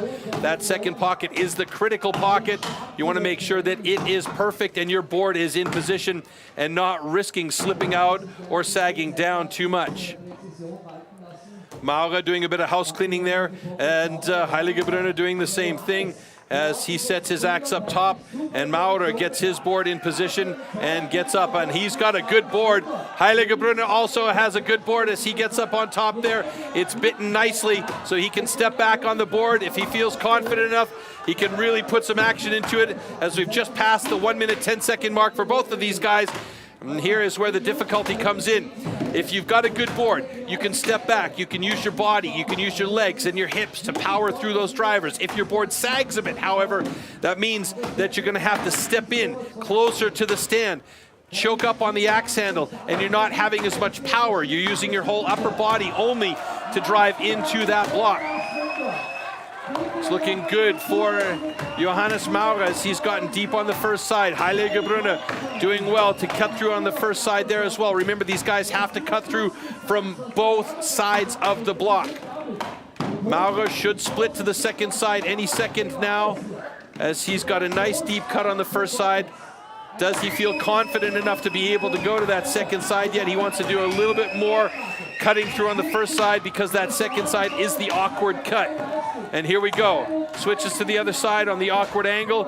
And 2 minutes, 10 seconds coming up close on him. And he's got it in 2:11.34. A personal best for Johannes Maurer. Great job.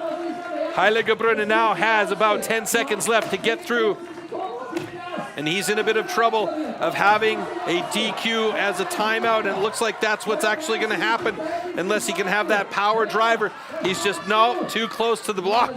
And unfortunately, he didn't have it, but he still wants to try and cut through, and they're going to let him do it. Good job to keep fighting through there for Hermann Heilige Brunner, but he has a DQ for time exceeded.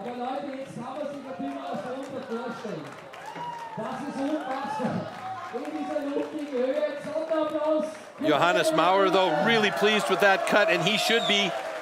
It's a very, very, very, very difficult discipline to be efficient and good at.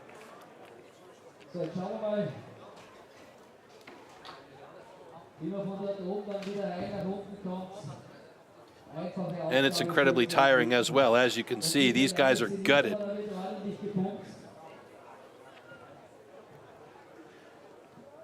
Okay, Stand A, your cut is good. Stand B, 3 seconds out of time. DQ. 3 seconds, that's about 6 drivers for Hermann Heilige Brunner. Unfortunately, it just took too much time up top there. And six cut pocket to start things off was quite okay, but he had too many hits in his second pocket. It just took too long. And this is really what it's all about, is setting those pockets. We know the guys can cut properly when they're on top and they have a good board, but it's about getting those pockets set properly and making sure your boards are stable. Otherwise, it's going to mess with your head the whole time. As you can see here, Johannes Maurer, his markings, and he stuck with it. He stuck with his markings completely. He had a great angle on his second board as he pops up on there, and you can see he could step well back on the board, and I think he could have even stepped farther back there if he had the confidence, and he actually did take a step out there, so it was better for him to be able to push to the back there. And you can see the big man, Heilige Brunner, still able to get up on the top of that block with a little hop and start to work, but he was just too close to the boards, and unfortunately was using his whole upper body to drive through that block, and he wasn't using his lower body or his legs. He was straight-legged, and that tells me that he was just pooped by the time he got up there from working through that.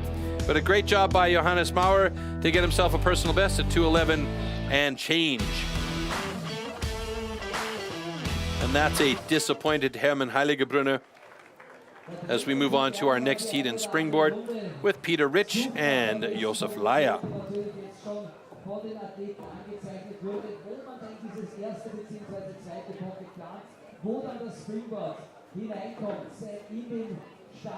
Damit man dann möglichst gut steht, vor allem beim zweiten Springboard. Je weiter hinten die Athleten stehen, desto mehr Schwung und Dynamik können sie in ihre Schläge packen. Je mehr dieses Board zackt, desto näher muss ich an den Stamm heran und dann wird es richtig schwierig, aus dieser engen Position dann ausreichend Kraft und Technik zu mobilisieren, um hier diesen Stamm zu öffnen. Acting trailer.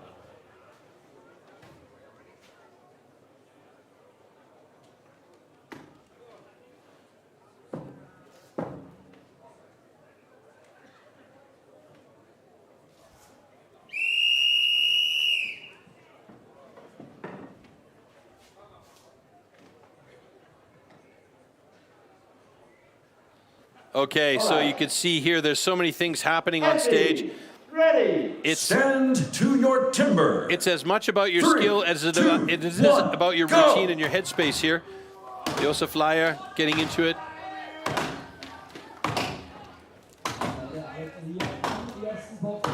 That's a 7-hit pocket for Josef. Peter Rich still working his pocket. He's at about 10 hits now, and he'll set that board. Josef Laier working on his second pocket now. Oh, and that's the risk right there. If you have a step in that pocket, or if it's not clean, the board can slip out.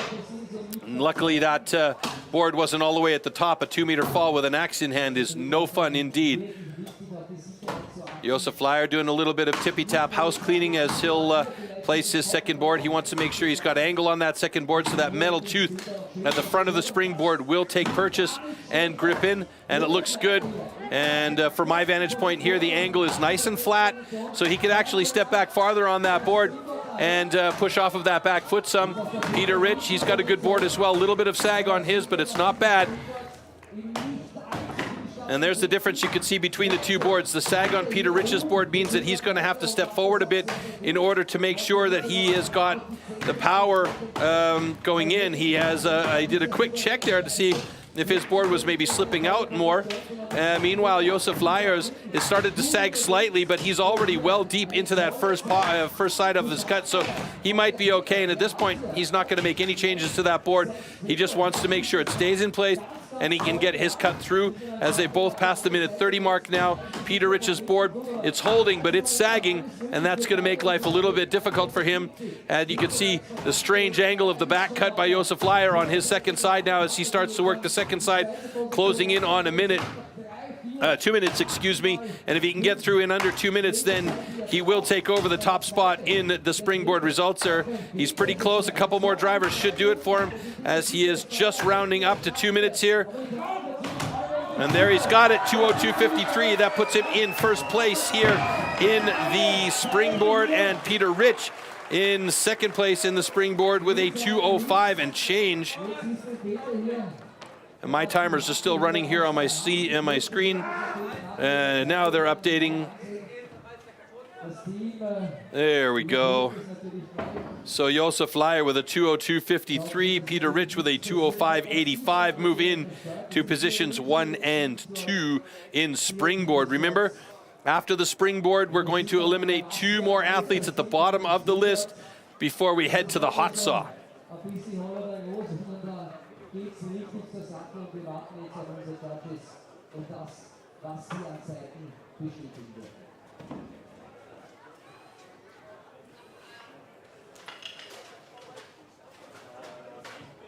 There's a perfect view of our stage and those big stands that are up on the stage. So it's one heck of a lot of work to set those stands up for the springboard. It takes quite a lot of time. And there seems to be some discussion there at the back of the stage between our two judges, Bart Janssen and Dr. Jörg Kurzenberger. And I'm hoping it's not a DQ for any reason whatsoever. Good. Nope, we don't have a DQ. That's good. So we do have official times locked in. Peter Rich with a 2:05.59 and Josef Laier with a 2:02.10.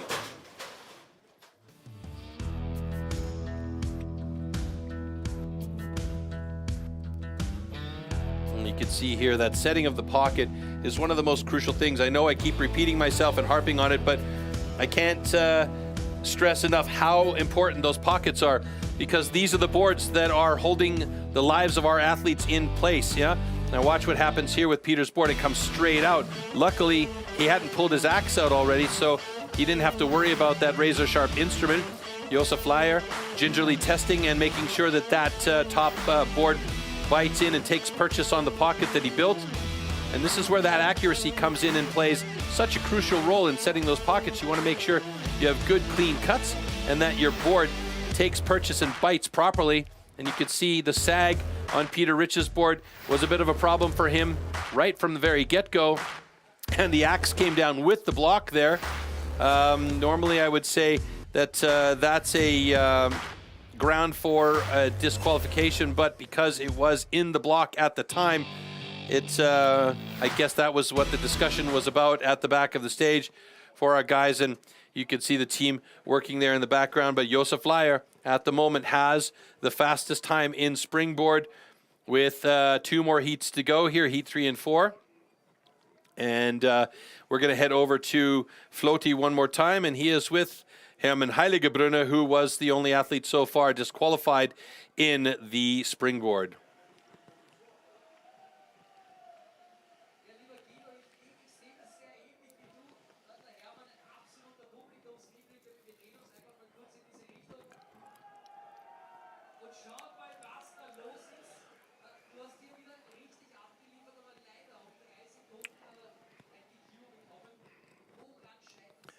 So unfortunately, a DQ after 3 seconds too long. What's the reason for that?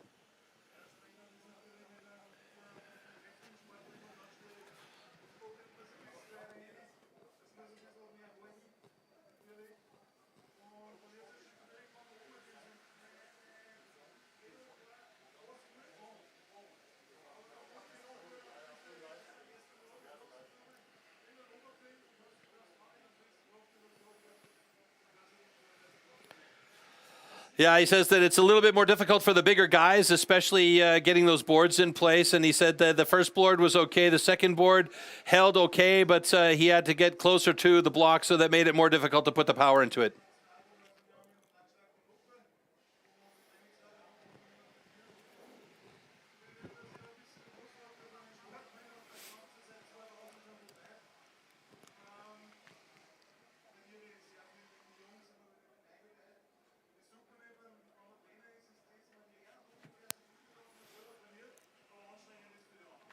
So he says he's a bit of the grandfather for the sport, being in it since 2000, and he's now currently training. They have their own training hall, and he's teaching the guys.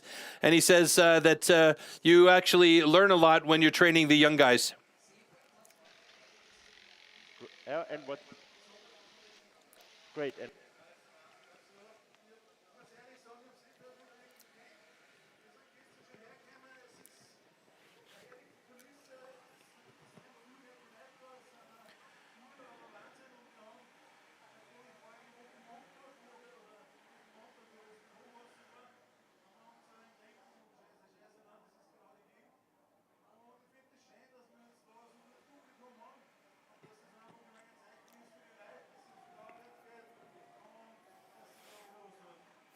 He says they don't really know the area Seefeld very well, but they love the views and the background and the beauty and everything. They were a little bit worried coming up here because of the flooding that was happening the weeks before, but it's turned out fantastic. The vacationers and the locals here and the fans that have come out to watch the show, they're really happy about everything that's turned out, and you can't really complain. So really nice guy, Hermann Heiligebrunner.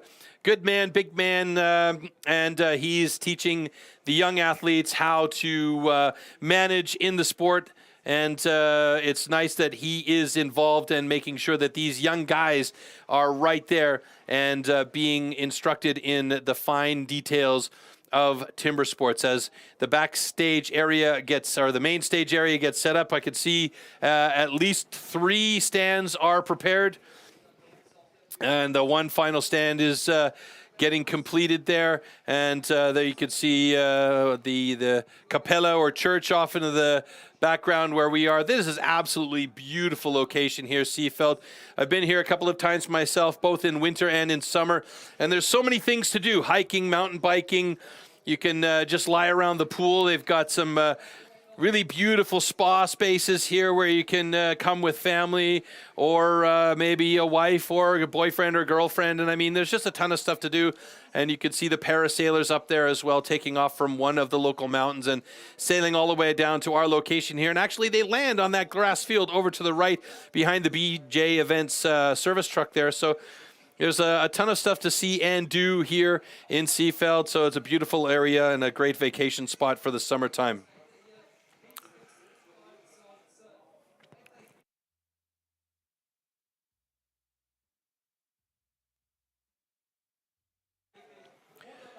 So last little finishing touches by Armin Kugler on his ladder as he's putting the long driver bolts into that block on the top there. And we will be ready for our final 2 heats. Once again, heat number 3 will be with Manuel Heumer, who has been absolutely fantastic today. 3 personal bests out of 4 events. He struggled a little bit on the standing block chop, but in underhand and stocks on single buck, he walked away with personal best, which is great. He'll be up against Stefan Penka in heat number 3. In heat number 4, we will have Günther Dahlinger and Armin Kugler battling at it again with each other.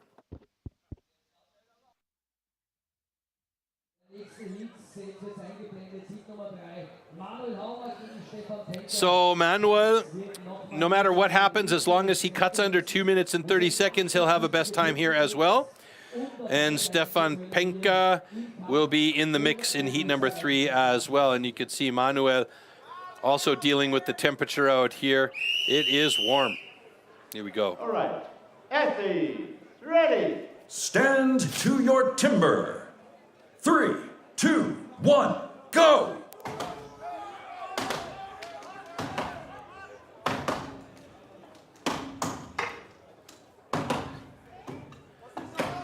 So Stefan Penka, that's about 6-7 hits for his pocket.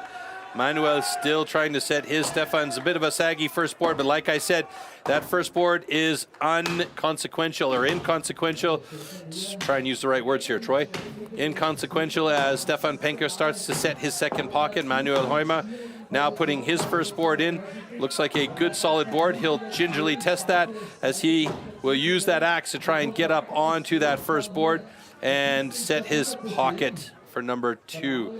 That looks like a very good board for Manuel Heumer. He's taking a little bit too much time here as Stefan Penka is now on his top board, and it's looking good for him. Stefan Penka's personal best is 146.77 as he gets working on that top block now. Manuel Heumer doing a little bit of work to get that second pocket set. He's got an excellent first board. He's a bit of a perfectionist here by the looks of it, but this is a sport where you have to have that perfection, that accuracy, and that speed, because it's about these pockets getting set quickly and accurately. Stefan Penka working hard on that first side there, trying to get through nice and deep, getting some big chips coming out as we get to the 1 minute and 20 second mark. He's not as far back on his board as he could be. He's got a good solid board. I can't imagine why he wouldn't be a little bit farther back on it. He's got good angle. He doesn't need to worry. It's holding well as he's got a nice sticky axe there. He's got to hammer it to get it out. Manuel Heumer still working on that pocket, I think. Stefan Penka switching to the other side, and Heumer's in big trouble here as he's doing a lot of housekeeping to get that pocket in place and board set. Now he wants to get it up there, and yeah, Stefan Penka 156.79, and Manuel Heumer has got 30 seconds to do a monumental amount of work. This is his first time competing with the springboard, so this is really a stressful situation for him to get up on top of that block, or that board, excuse me, and start working on that block. But unfortunately, I believe that we're going to have a timeout for him and a DQ. But this is about the experience that he's gaining in this particular discipline and the things that you need to do. He's got a great second board, though. He did a really good job to get that board placed, but he just lost the time to get up there, unfortunately. Too much time with the pocket setting, but both of those boards were beautiful for Manuel Heumer, so he can take that and learn from it, absolutely. Stefan Penka, though, he's got himself a time of 156.48, so that moves him to the top of the springboard results, just ahead of Josef Laya and Peter Rich in 2 and 3.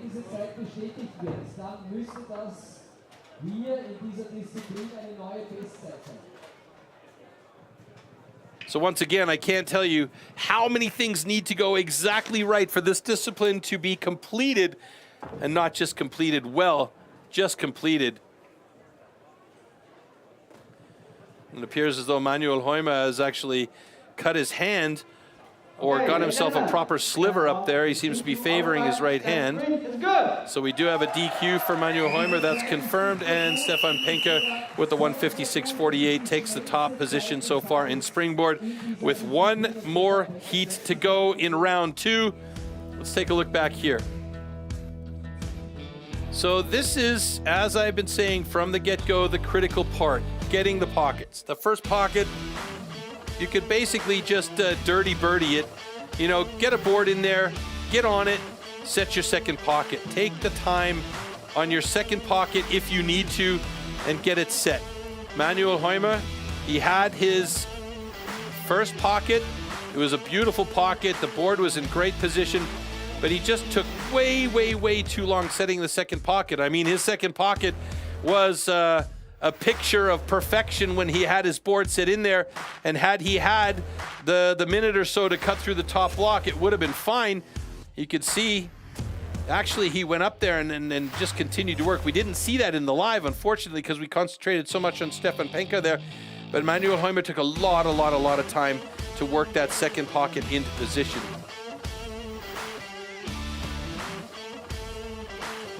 And there you can see, quick wave to the audience. That's a rough way to go, but you know, that's going to be a learning experience for Manuel, and he's going to take that home. Those pockets were great. It just was the cut at the top that wasn't there for him. Okay, moving on to the final heat in springboard before we drop two athletes from the bottom of the list. And there you see our interviewee from earlier on, Gunther Dahlinger, and Armin Kugler on stage for this heat. And now both of these guys have the experience, and we're looking at Armin Kugler right now. He doesn't like that block. He is angry with that block right now. He wants to be done with it. All right. Athletes, ready. Stand to your timber. 3, 2, 1, go! Four-hit pocket for Armin Kugler. He doesn't care about that first one. He just wants to get up there and get that second pocket set. 4 hits there, 5, 6 hits now for Armin on the second pocket. He's going to take that as a 6-hit pocket. He's setting his board now. Gunther Dahlinger has got his first pocket set. It took him about 10-12 hits to get there. And now Armin Kugler with a beautiful second boards working on that top block. And he's got the people in the audience wild as they're screaming for him. Gunther Dahlinger working on setting that second pocket. Could this be a really nice run from Armin Kugler?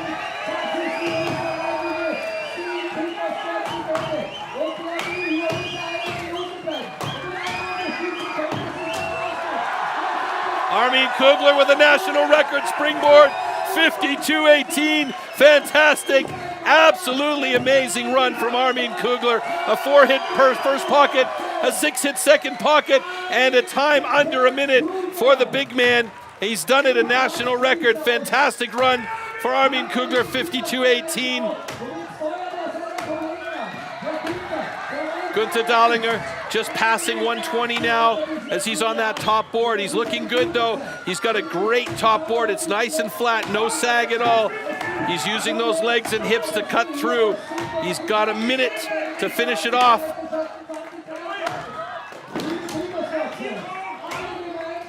Plenty of support from the audience here in Seefeld.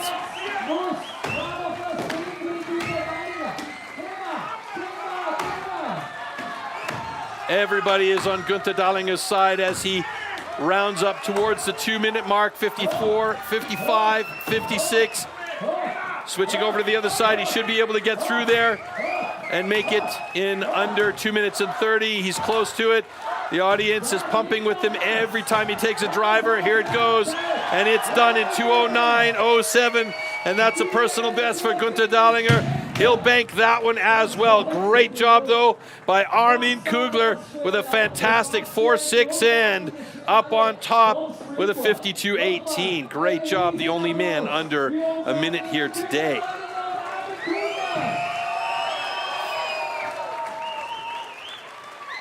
So it seems pretty clear to me that Armin Kugler is going to have what he needs to be among the top 8 in the European ranking to see him at the World Championships. It's coming down now to the last discipline, the hot saw. Let's find out, though, what our rankings look like after this discipline springboard is done here, and who is going to be dropping out of our top 8 in.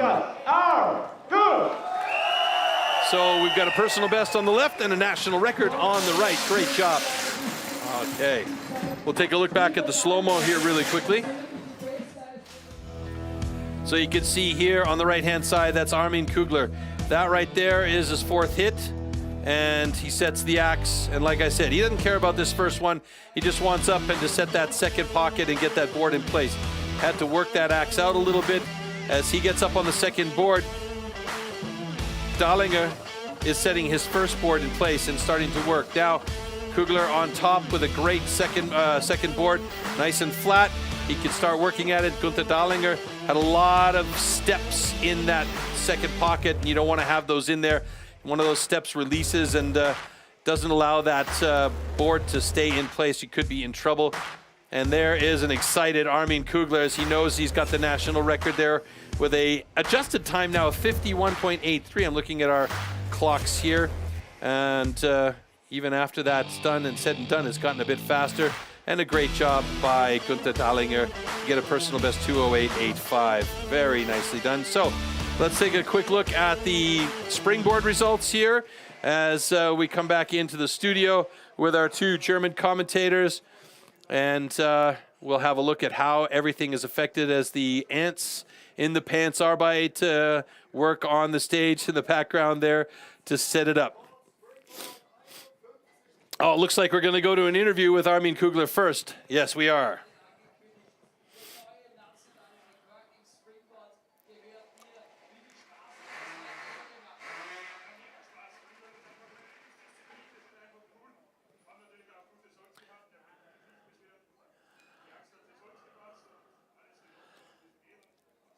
Yeah, he says everything was great. It's his favorite discipline, and the axe was perfect for the wood, so he cut through great, and he's got a national record. Super happy about it.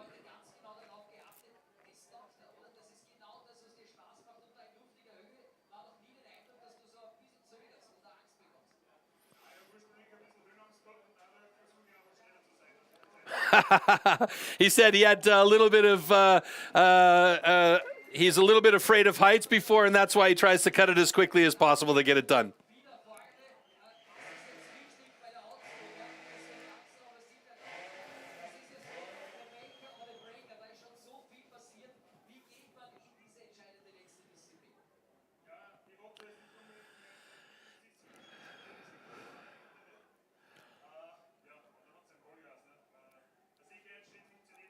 So the question is, what do you got to do in the hot side to get through? And his answer is, it's not my favorite discipline, but you just have to go full gas to get through this discipline. And there you go. National record holder for the springboard, Armin Kugler. And thank you to Floaty. Great interviews as always. And we're going to take a look now, hopefully, at the rankings of the discipline and where we stand moving in towards our 3rd round and the hot saw, the maker or breaker discipline. Okay, so there you see the round 2 single buck is done and dusted, and the springboard, Armin Kugler on top, Stefan Penker, Josef Leier 1 and 2. Let's see how that changes things in the overall standings. That means we are going to lose Hermann Heiligebrunner and Johannes Meurer. Excuse me, yeah. So we only take the top 6 athletes into the hot saw. So that means moving into the hot saw, we have Peter Rich, Josef Leier, Manuel Heumer, Stefan Penker, Gunther Dahlinger, and Armin Kugler. And as Floaty alluded to earlier on, this is the maker or the breaker discipline. It's really all about the hot saw here. So let's take a look at the hot saw discipline. So the hot saw is a highly tuned machine, very often taken from a Ski-Doo or a motorcycle, the engine. It can turn that blade or that chain at up to 250 kilometers an hour. The saw itself can weigh up to 35 kilograms and cost up to 6,000 euros. In the discipline, the athletes have 15 centimeters to cut 3 cookies, and these cookies need to be complete and on the deck. And no cutouts and no cut lines are allowed. Otherwise, as you have seen with the stock saw, it will result in a disqualification. So these incredibly powerful saws have to be controlled and driven through the cuts, as you can see here, 3 clean cookies on the deck is the only way that you can have the points counting. And here you can gain up to 18 points in this discipline. So there's still lots of open space for these guys to gain points. And you can see the season's best 4.75 and the world record 4.62 seconds. Absolutely incredible time. The hot saw world record held by American Adam Lethko at the United States Pro semifinals from Pool B. So that is a time to be taken into consideration here. National record 6.53, and that's also a very quick time as Peter Rich and Josef Leier get set on stage.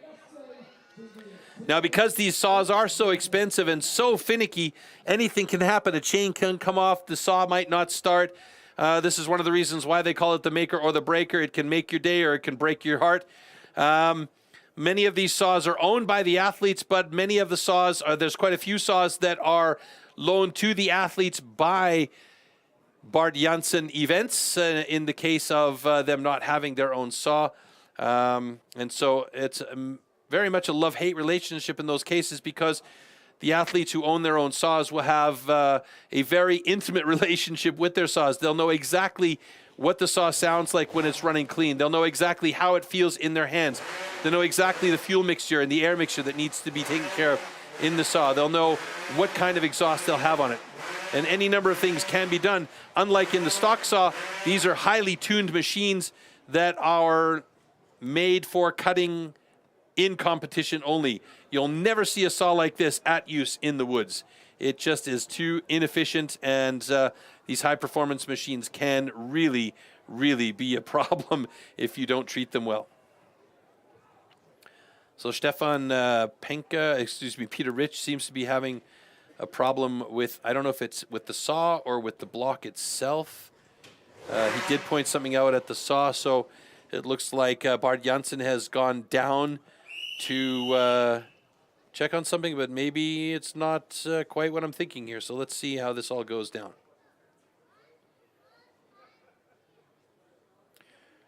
They will have... Warm up your saw. They will have time to warm up the saws now and get them started. The reason behind this is to make sure that the chamber is warm, the exhaust is blown out, and any of the carbon that was sitting in the chamber is blown out of the saw. And to make sure that when you do pull that starter cord, you get a nice clean start. That doesn't always mean it's going to start. That's the finicky part of these machines, is you can get right there, have a nice taut starter cord, pull it, and the thing won't start. You have to rewrap, and that kills your time. 30 seconds. All right, so there you can see both of these guys have their start cords in place and ready to go. A couple of practice lifts by Peter Rich, excuse me. Josef Leier, he is just concentrated on making sure that he's got everything absolutely as desired. So this is our final discipline in our third round here today, and this is for all the marbles. Here we go. Stand to your timber. 3, 2, 1, go! Bit of a hang up by Peter Rich as he is struggling to get that first cookie started. Josef Leier, he's got to reset and recut there. And look at that saw just pull into the block there. 10-9-1 for Josef Leier. Peter Rich struggling to get those final cookies on the deck, and it's a 16-6-4 for him. Oh, but he's got a cutout, so he wants to go back and do another one, but he doesn't have enough line.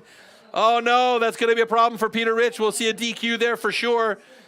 But this is all about learning the machine, learning the discipline, and making sure you've got all this stuff locked and loaded. And we do see a cutout on the side, and this is what Bart Janssen's doing. It's a bit like putting a puzzle back together, and he wants to make sure that he's got all of the pieces there. Unfortunately, he doesn't have them all, so we will probably have a DQ for an incomplete or cutout cookie for Peter Rich. Unfortunately, Josef Leier with a 10-7-1 will have a good cut. Okay. Stand 1, incomplete disc DQ. Stand 2, your cut is good. So 10-7-1 isn't going to be the fastest time, but Josef Leier will take that over a DQ any day of the week. And we'll get set up for our next heat on stage. We'll take a quick look back at what happened in that one. So you can see here Peter Rich hovered above it a little bit. He stepped back out, looked to me like he had an okay cut, and from that angle, I can't really tell what was happening. Josef Flyer, there's a bit of an angle on his initial cut, but it was a nice clean up cut on his second cookie, and he had space to make that second cut. It did come really close to the line. He reset himself then and watched this machine pull in as he applies the gas there on that third cookie. He got lucky on that one. It was almost a cut line, and he was really too close to the line for his own liking. Here, Peter Rich, he was from this angle, it's a bit different. So he had a really wide cookie, and then he wanted to readjust it and come over, and there, that was the thinner cookie right there, and that was part of the problem. He was cutting through at an angle, got to the bottom of this cut thicker than at the top, had to position the saw correctly in order to start the upcut. Nice thin cookie on the upcut, but the problem was here, he had already made a couple of cuts at the top and lost the condition of the cookie, and it was a broken cookie, so it was incomplete, then went back and recut really close to the line, but then he had a cutout because the angle wasn't there, so it was a bit of a troublesome cut there for Peter Rich, and there is the result, the DQ for him, and a 10.71 time for Josef Flyer. He's in the mix. All right, so Manuel Neuheimer, Stefan Penke. Stefan Penke's best time in 8:08. Manuel Neuheimer, barring a DQ, will log in a best time today as well.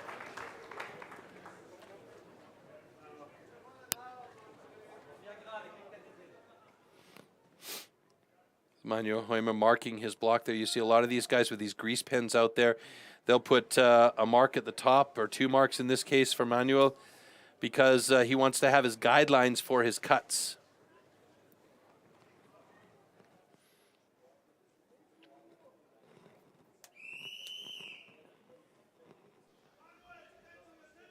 All right.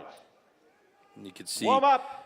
that Red Bull blade on the saw of Stefan Penke. It's a wider, thicker, bulbous blade, unlike or bars, I should say, unlike the other saws that we see on stage there, like the bar on Manuel Neuheimer's.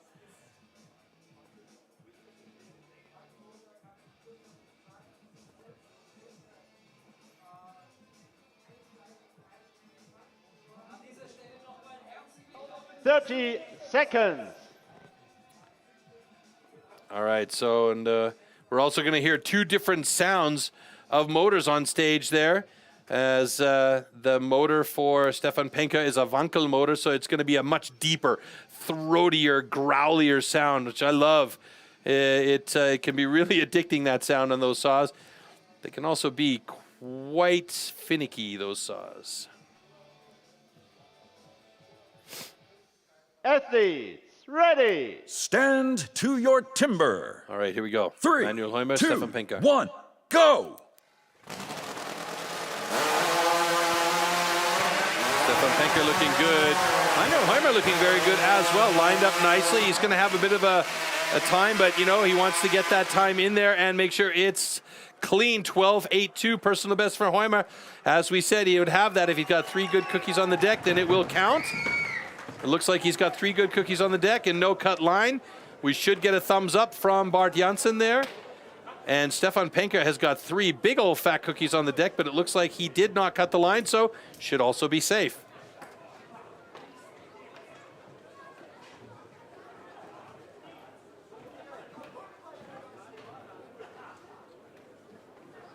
Okay, both cuts are good. All right, great job by Manuel Neuheimer. He's had a great day today. Personal bests across the board with the exception of the springboard and the standing block chop, but he has been really, really solid to get himself in and among the best 6 here. And you can see Stefan Penke with a great 9.45 time and clean cut for him. So let's take a look at this again. That first cookie, yeah, pretty heavy duty. Second cookie as well. It was pretty decent second cookie, but that third cookie, man, he came close to the line at the bottom of that cut. But an incredible run still. Nevertheless, we'll take it. And we've got some times locked and loaded with 1 more heat to go to determine who our Austrian champion will be. You can see this first cut from Manuel. It is massive. The reason why you don't want to do that is you don't want to you don't leave yourself much room to cut those extra 2 cookies, but the fact that he managed to cut those extra 2 cookies, look at this last one. This is a beautiful thin cookie. Do that from the beginning, Manuel, and you've got it locked and loaded every single time. The accuracy on that last cookie was great. Took a little bit more time, but it was nice and clean, and he's got a time in the book. So our last heat coming up for the day in the hot saw. This is for all the marbles. It's pretty clear to me that there's no chance for anybody else to catch up to Armin Kugler.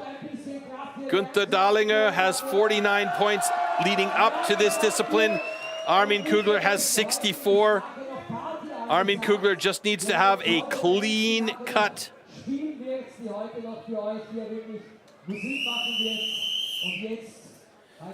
If Armin Kugler gets disqualified here, however, though, Günther Dahlinger could win it with a clean cut and a win in this discipline. Yes, sir.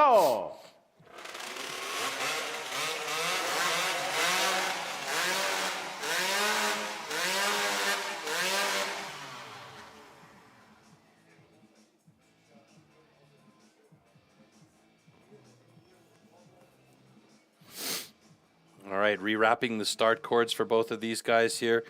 That is a very loose chain on Günther Dahlinger's saw on that blade. It looked very, very loose, and that makes me nervous. I hope it doesn't come off for him. Armin Kugler following his routine, setting everything up. You can see at the bottom there that it's got a little bit of space hanging there, but this is his own saw, so he knows this saw. So obviously he is feeling pretty confident with it. I just hope that chain stays on. And this is one of the reasons why they have those Lexan shields in between the athletes as well as in the front and the back of the athletes. So and if something does fly away from the saw, that the guys on either side or end of them will be safe. 1, go! Nice clean cut so far for Kugler. Oh no! And Kugler's got a problem. He's got to rewrap and restart that saw. Dahlinger with a 10:48 personal best. That means the time for Kugler is going to be immensely killed. He's got to cut that last cookie. He's got to get that saw started again. Major problem for Kugler. And he's also got a time limit that he's got to think about too.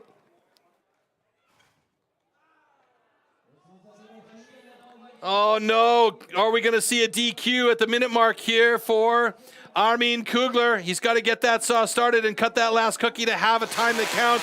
Here we go, he's got it started, throws away that starter cord, and he's got that last cookie cut. 46:22, that is an immensely slow time, and it's only because he had to rewrap and recut, but it looks like he's got a complete cookie. In fact, he's got 3 on the deck. That's frustrating for Armin. It was on the last cut that the saw just stopped. But I don't see a cut line or anything, so he should have a good cut. But that is going to be the dead last position with a time for Armin Kugler.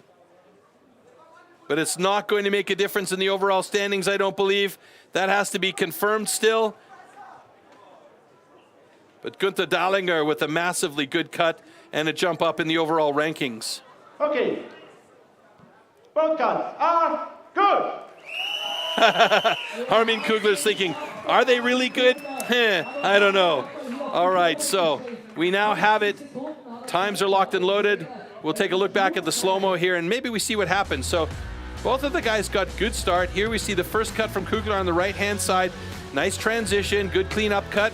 And he was quick at this point, and then he starts on the down cut, and bang, the saw just stops right at the bottom of the cut. I don't know, I almost think it might have been better for him to make like a single buck and saw it back and forth. It might have been quicker. We can see here, Günther Dahlinger. Oh, he's got a bit of an angle on that first cut. He's got to be careful. Second cut was a nice thin cookie though. Really good clean-up cut, got space.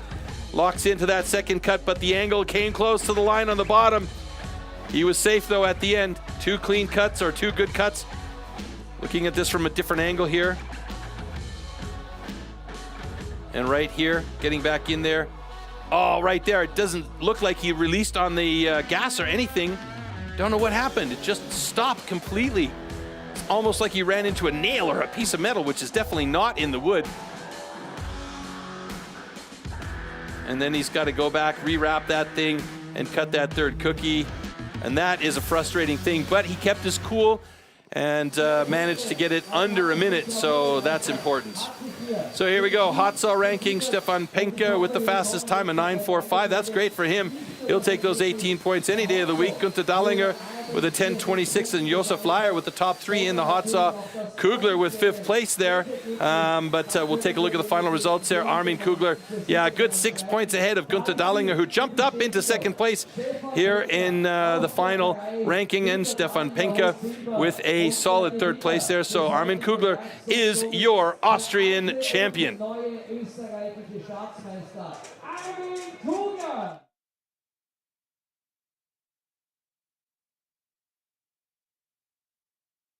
And just Guido thanking Armin Kugler for an absolute thrilling final with that crazy saw cutout and having to restart and cut in the 46 seconds or 45.99 seconds.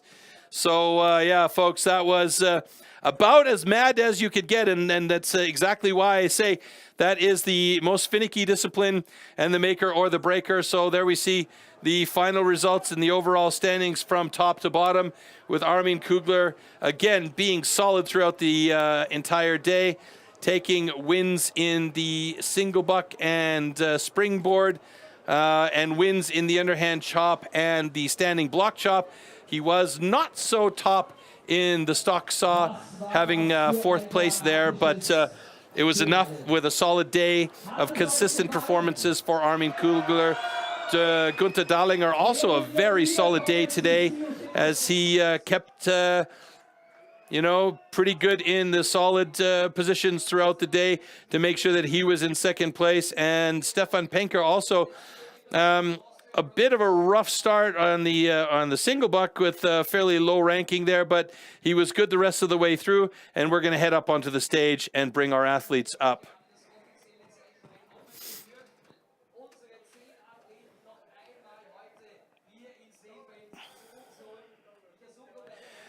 All right, so in 10th place, we're going to bring up Christian Perauer.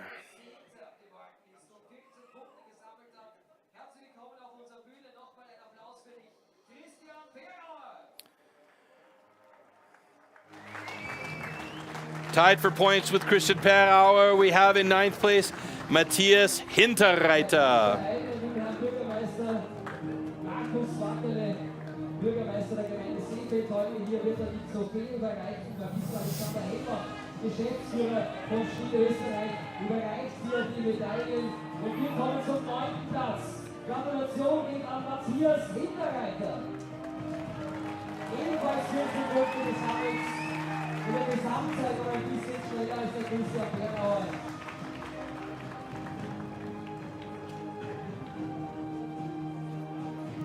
Auf Platz 8 mit 26 Punkten, Johannes Maurer. Righty then, Johannes Maurer, 8th place today and earning 26 points on the day. Well done by him. Just missing out on the hot saw. And 7th place, the big man, earning 28 points today. A crowd favorite and one of my favorites, Hermann Heiligebrunner.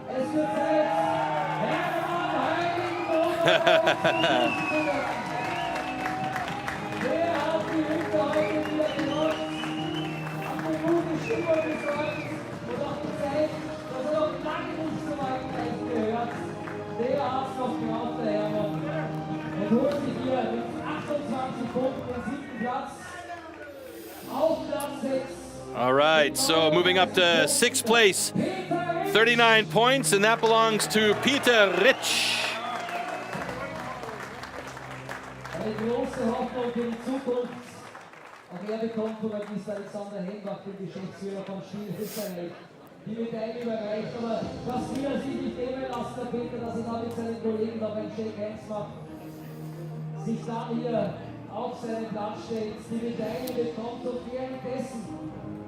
All right, now moving into the top 5 places. In 5th place with 49 points, Manuel Heumer with an absolutely fantastic performance today.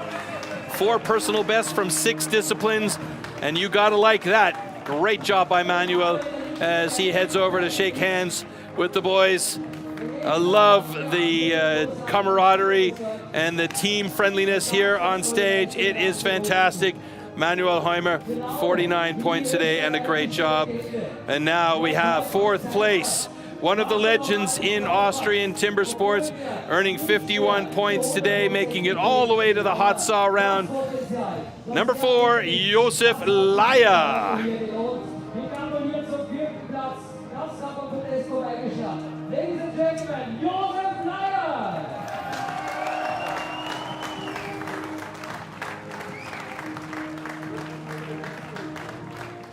Hat das heute, glaube ich, auf jeden Seefeld wirklich genossen. Hat alle seine Routine ausgespielt und in wichtigen Momenten gezeigt, warum er zweimal österreichischer Staatsmeister geworden ist. All right, and now we move on to our top 3.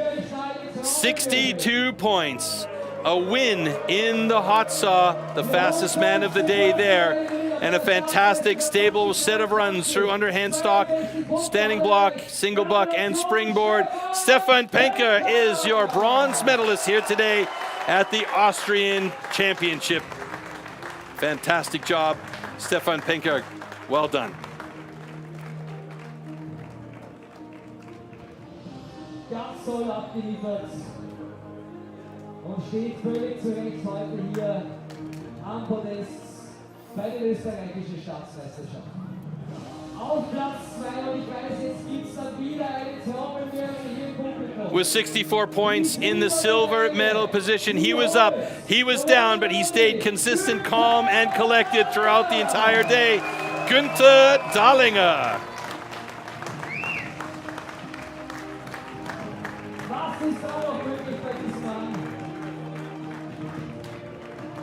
Die Zukunft wird es weisen. Da stehen sie. All right, there you go. Silver medalist Günther Dahlinger receiving his medal right now. Alexander Hembacher, the CEO of STIHL Austria, and now we move to what you could say is a living legend in Austrian steel timber sports life. It is Armin Kugler, 70 points. He won 4 out of 6 disciplines today. He is the winner and will more than likely represent Austria at the World Championships in November. Your gold medalist today, Armin Kugler. And again, a consistent performance from the cat. Fantastic job by him. And again, you can't say enough about how good this man is. Vom Geschäftsführer von STIHL Österreich. Und dann wartet auch schon der Bürgermeister der Gemeinde Seefelds mit der Trophäe. Hier kommt sie, die Trophäe für den österreichischen Staatsmeister 2023, Armin Kugler. There's the character coming out of him now. Armin Kugler, your champion once again, defends the title. Unbelievable. Spielen wir jetzt die österreichische Bundeshymne und ich darf euch alle bitten, euch ganz kurz zu erheben. Vielen Dank.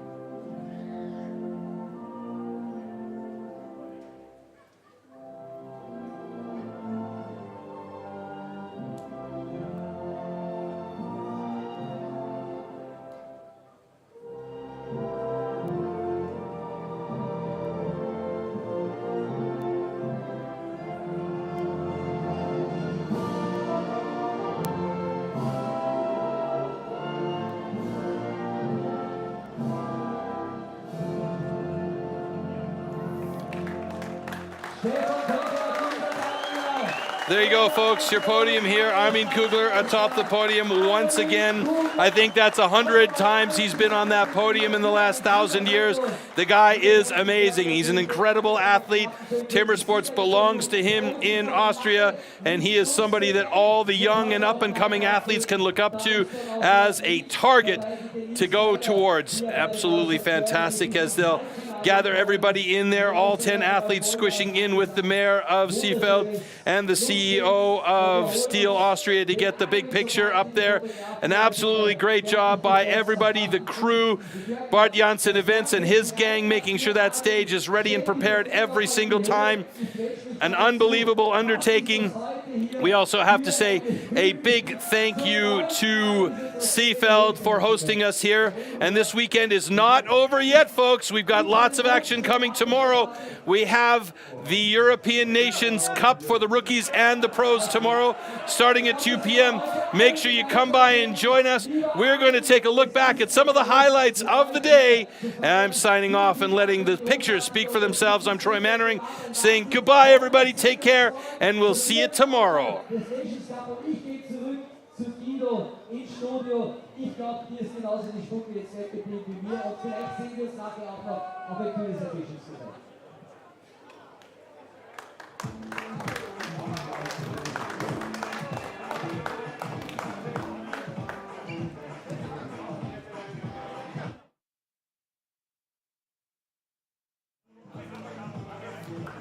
One last time with the European rankings here, folks, and we can see Armin Kugler in 7th position.